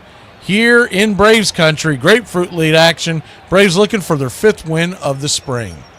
They say everything you've ever heard is locked in your brain somewhere. Another fun fact, your brain burns 20% of the calories you consume. My burrito! One-season wonders. In 1989, a 23-year-old Jerome Walton would make his Major League debut with the Chicago Cubs on April 4th, a game in which he had 2 hits and drove in a run. There's no place like home. In 57 games, he had 70 hits, 3 home runs, 24 RBIs, and 12 stolen bases. During day games that season, he had 40 runs, 81 hits, 16 stolen bases, and a .329 batting average in 60 games. Against the National League East, he had 90 hits, 15 doubles, 32 RBIs, 17 stolen bases, and a .304 batting average. He rocked left-handers to the tune of a .320 batting average, a .374 on base percentage, and a .438 slugging percentage. He was named the National League Rookie of the Year, the first Cub since Ken Hubbs in 1962. He ended the season batting .293 with 24 stolen bases, and he also had a 30-game hitting streak. It didn't end there. In the National League Championship Series, he batted .364 with 8 hits in 5 games. Here he comes, the popular whiz kid, Richie Ashburn. I'd never seen a better leadoff hitter than me. Ashburn opens up with an infield bounder that he beats out for a base hit. I would get close to 200 hits a year and 100 walks a year. Richie Ashburn opens the first inning with a walk. That's what a leadoff hitter is supposed to do. I don't think they realize how hard it is to hit 300. Richie Ashburn singles in the 5th inning for his 2nd hit. And as I look back, I'm surprised that I did it. I had great speed. I had ability with the bat in that I could keep the ball in play, and I didn't strike out much. The capstone for Richie Ashburn came in 1995 when he was inducted into the Hall of Fame in Cooperstown. I think I made the most of what I had in terms of ability, and so I have no regrets at all about my Major League career. Here is my Halloween costume reveal. Can y'all guess what I am? I'm that bitch. Welcome back. Atlanta Braves lead this one 7-1. We head to the 9th inning.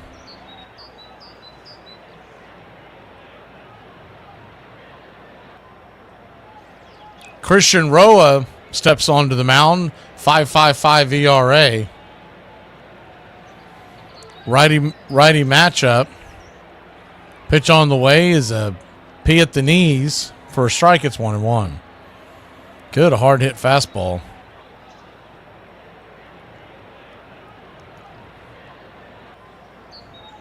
One. Swing and a miss.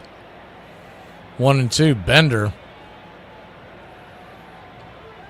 One of the other problems that they do, talking about that Gray Media junk, is that a lot of times they're so slow to change the count, they've already put the pitch clock up before they change it. 1-2 in the dirt, strike 3. And the ball gets away a little bit. They'll toss it down to first, 1 away.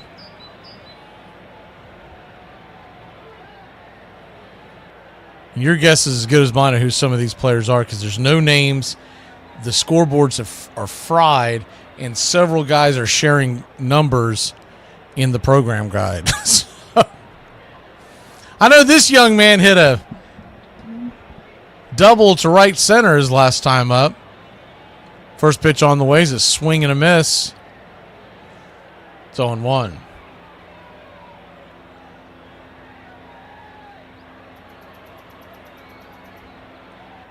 The 0-1 righty-lefty matchup. Bender up top, grabs the top of the zone. 0-2.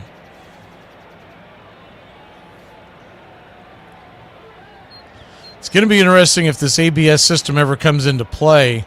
The strategy behind it is the 0-2 bounces away 1-2.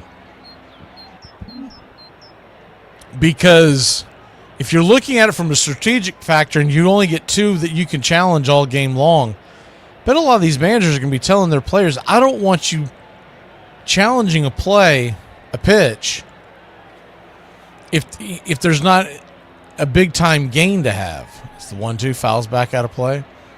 But what about the guys if they're struggling at the plate and he doesn't want to go down on strikes? That's going to be a problem. What about the guy that is just in it for him? Not worrying about the team, that's going to be an issue. I think I told you all the other day I saw one where Pete Alonso challenged one. He really shouldn't have challenged the pitch. And he ended up getting it right, but from a strategic standpoint, it was a terrible time to challenge it. A swing and a miss, ball gets away again, but they'll get the runner again down at first. 2 down. You can't continue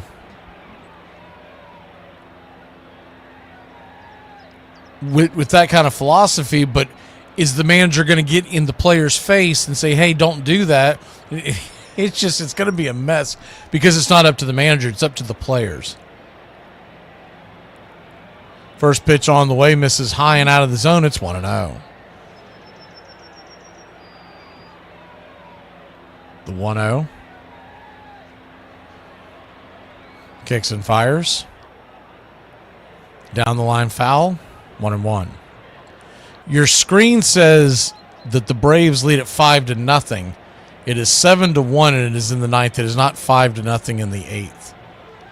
For whatever reason, all of the outlets, Yahoo, MLB, ESPN, they're all about it ending at half 2 innings behind. I think they're starting to catch up. 1-1 down and away. 2-1. I don't know if AI got involved or what the deal is, but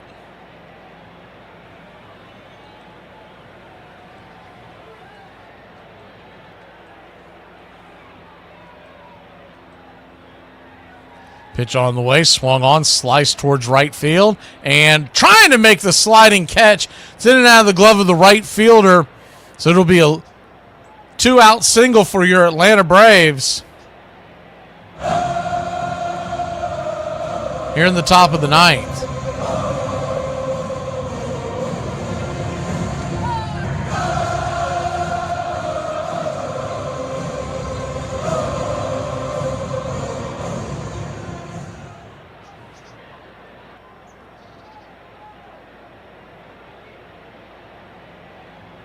Mets did hold on to win 7-0 against the Nationals. Not that that's of importance. First pitch on the way is outside wide for a ball. It's 1-0. Righty-righty matchup.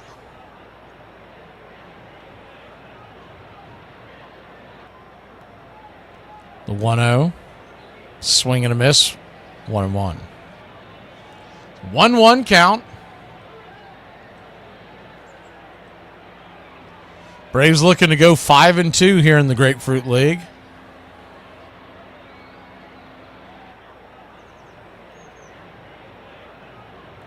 Here's the pitch. Swing. That ball's lifted into center field. That's going to get down for a base hit. Runner goes from first to second. He'll stop. Thought about making the turn at third, but slammed on the brakes. And your Atlanta Braves got runners on first and second. 2 outs. couple of bloopers dropping in front of the outfielders out there to keep this rally going. Braves pitching has given up just 1 hit today. We've scored 7 runs on 12 hits. Here's the pitch inside. Gets him, hits him, and that'll load the bases. Just see where it got him at. I think it was on the right arm.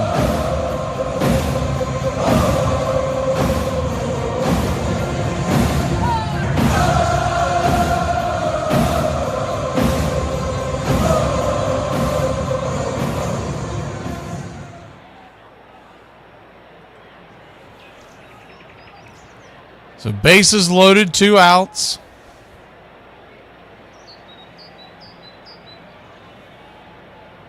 Braves lead at 7-1.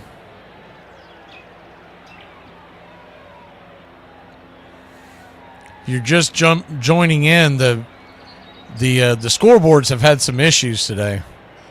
Started around the 7th inning, and then they haven't been right since. First pitch on the way, swung on and fouled back. It's 0-1.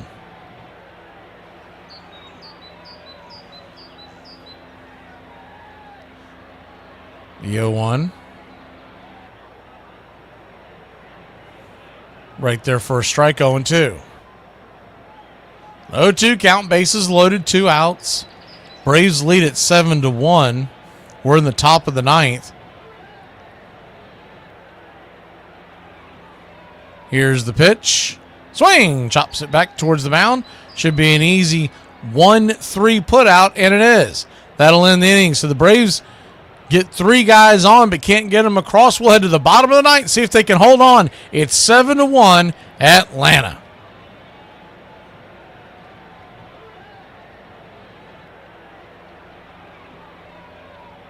Use the left lane to keep left to merge onto I-405 south towards Mother self-righteous hoe bag of a waffle.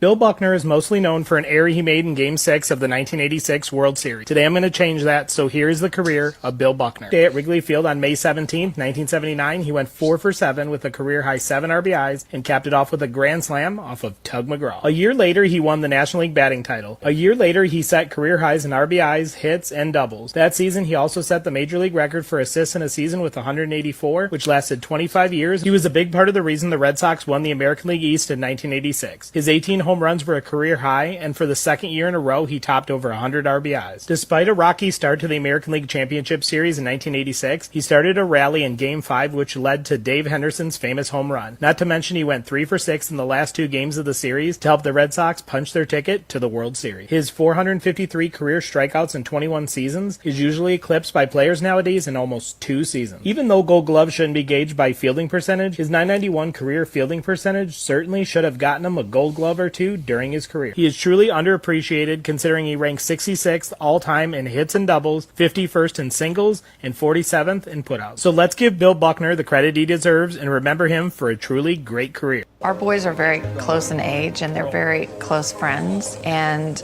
they get along great with their dad. I hope you're farther than me. But you've played 10,000 more rounds of golf in your life. Yeah, but still. I don't know about that. You play like every day. It's called networking. We barbecue and watch sports and they have this banter back and forth amongst themselves. They're kind of like a little clan. A lot of these guys, they get married at 22, 23. They have a kid. First 13 years of his life, you're gone. Probably weighing into my decision to wait and get married and then have the opportunity and the wherewithal and the time to be a part of their lives. Has anybody ever looked at their wife and been like, damn it, damn it? Ronnie Nunez on to pitch, the right-hander. Fires the first pitch, swing and a strike. It's 0-1. Braves lead at 7-1, bottom of the 9th inning. Looking to go to 5-2 here in the spring. The 0-1 chopped in between home and third. Foul. 0-2. We'll be back on the air Monday. 1:05 first pitch. Braves versus the Rays. We'll also have Tuesday, Thursday, and Saturday's games next week. The 0-2 swung on and Slice back towards the mound. He's going to go over to first and step on the bag. Put G3 in your scorecard, 1 away.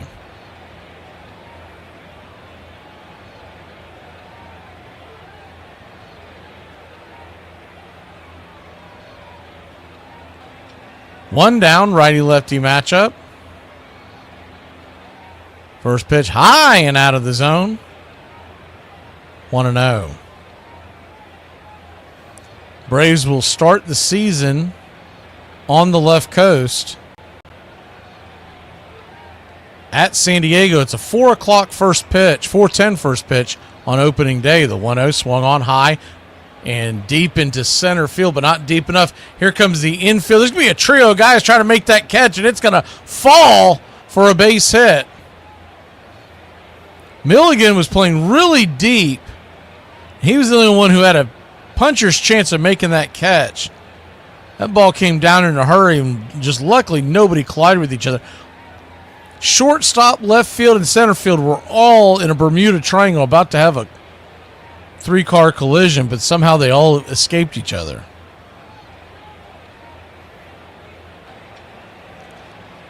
First pitch on the way from Munoz with a runner on and 1 out.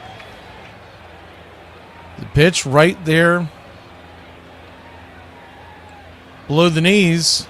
It's 1-0. The 1-0. Down and away Bender. 2-0. 2-0 count.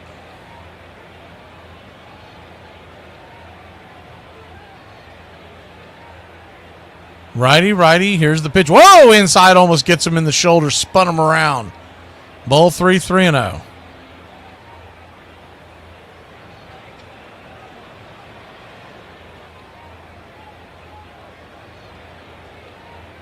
Munoz. Outside chance of possibly making the bullpen, but not likely. Misses with ball 4, and that'll put runners on first and second with 1 out. If I was to hedge my bets on who the bullpen will be on opening day, assuming no injuries, Bummer, Lee, and Perdomo are going to be my left-handers. My right-handers, Iglesias, Daysbel, Hernandez, and Pierce Johnson. And then you got 2 question marks. Right now, the leader in the clubhouse has to be possibly Pilar or Willingham. And then I would think they would probably lean on maybe Gonzalez, but they could go with a long man. 1-1 pitch to the left-handed bat. Swung on and fouled back out of play. It's 1-2. I think they finally call it up. It's a Mora Jr., the center fielder.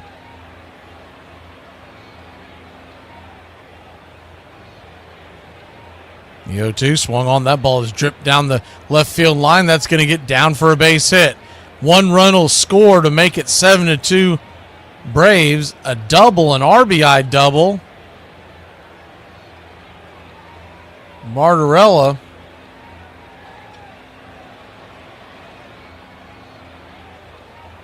That's the first baseman, Martorella, with the RBI double. Still just 1 out in the inning. That'll bring Barry, the third baseman, up. Lara, the second baseman's on deck, and then you would have the top of the order back due up.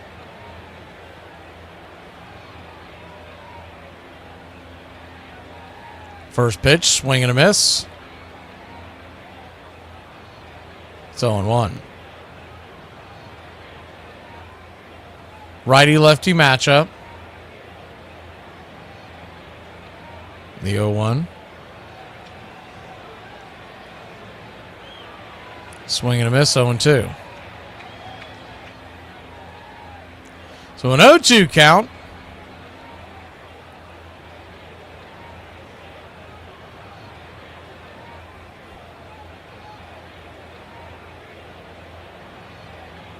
Pitch on the way. Down and away.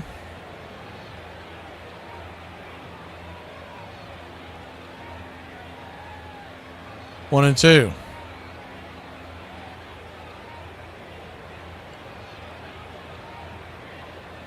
Infield is back and to the right, playing the left-handed hitter to pull.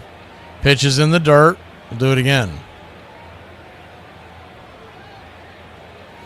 So I don't know if this is because of the batter's eye or the pitching view eye that's at this ballpark, or if it's because of the lack of inexperience on where to set the cameras at. But man, I'll tell you what, home plate has been blocked by the defender or the umpire almost all game long.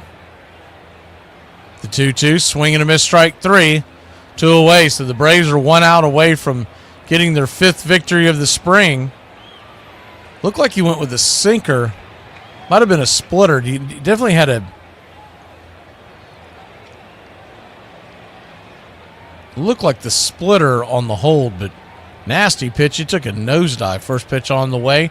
Righty-righty matchup to Lara is outside wide for a ball. It's 1-0.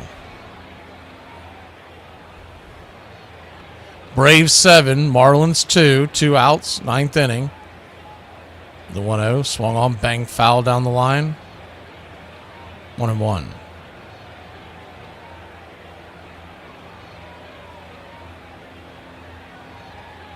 If Spencer Strider was healthy, you would think that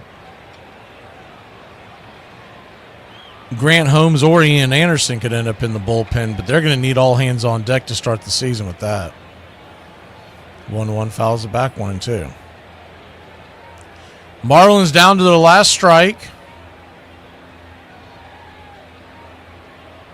The 1-2 pitch. Swing and a miss, strike three. That'll end the inning. That'll end the game. Braves win. Braves win. Your Atlanta Braves win. Whiskey for my men. Beer for my horses. Game ball. You know, you could give it to either one of the starting pitchers. Both Holmes and Ian Anderson went 3 innings, a no-run ball. Though they both walked 2 guys, so I don't love that. So let me give the game ball to Baldwin. Baldwin went 3 for 4 with 2 RBIs and a run scored. He has moved his batting average this spring up to 444. Daniel Baldwin gets the game ball, and we will see you Monday. 1:05 first pitch will come on the air about 12:45. Braves, Rays. Should be a fun one. Spring training action here in Florida. Y'all have a great one, y'all.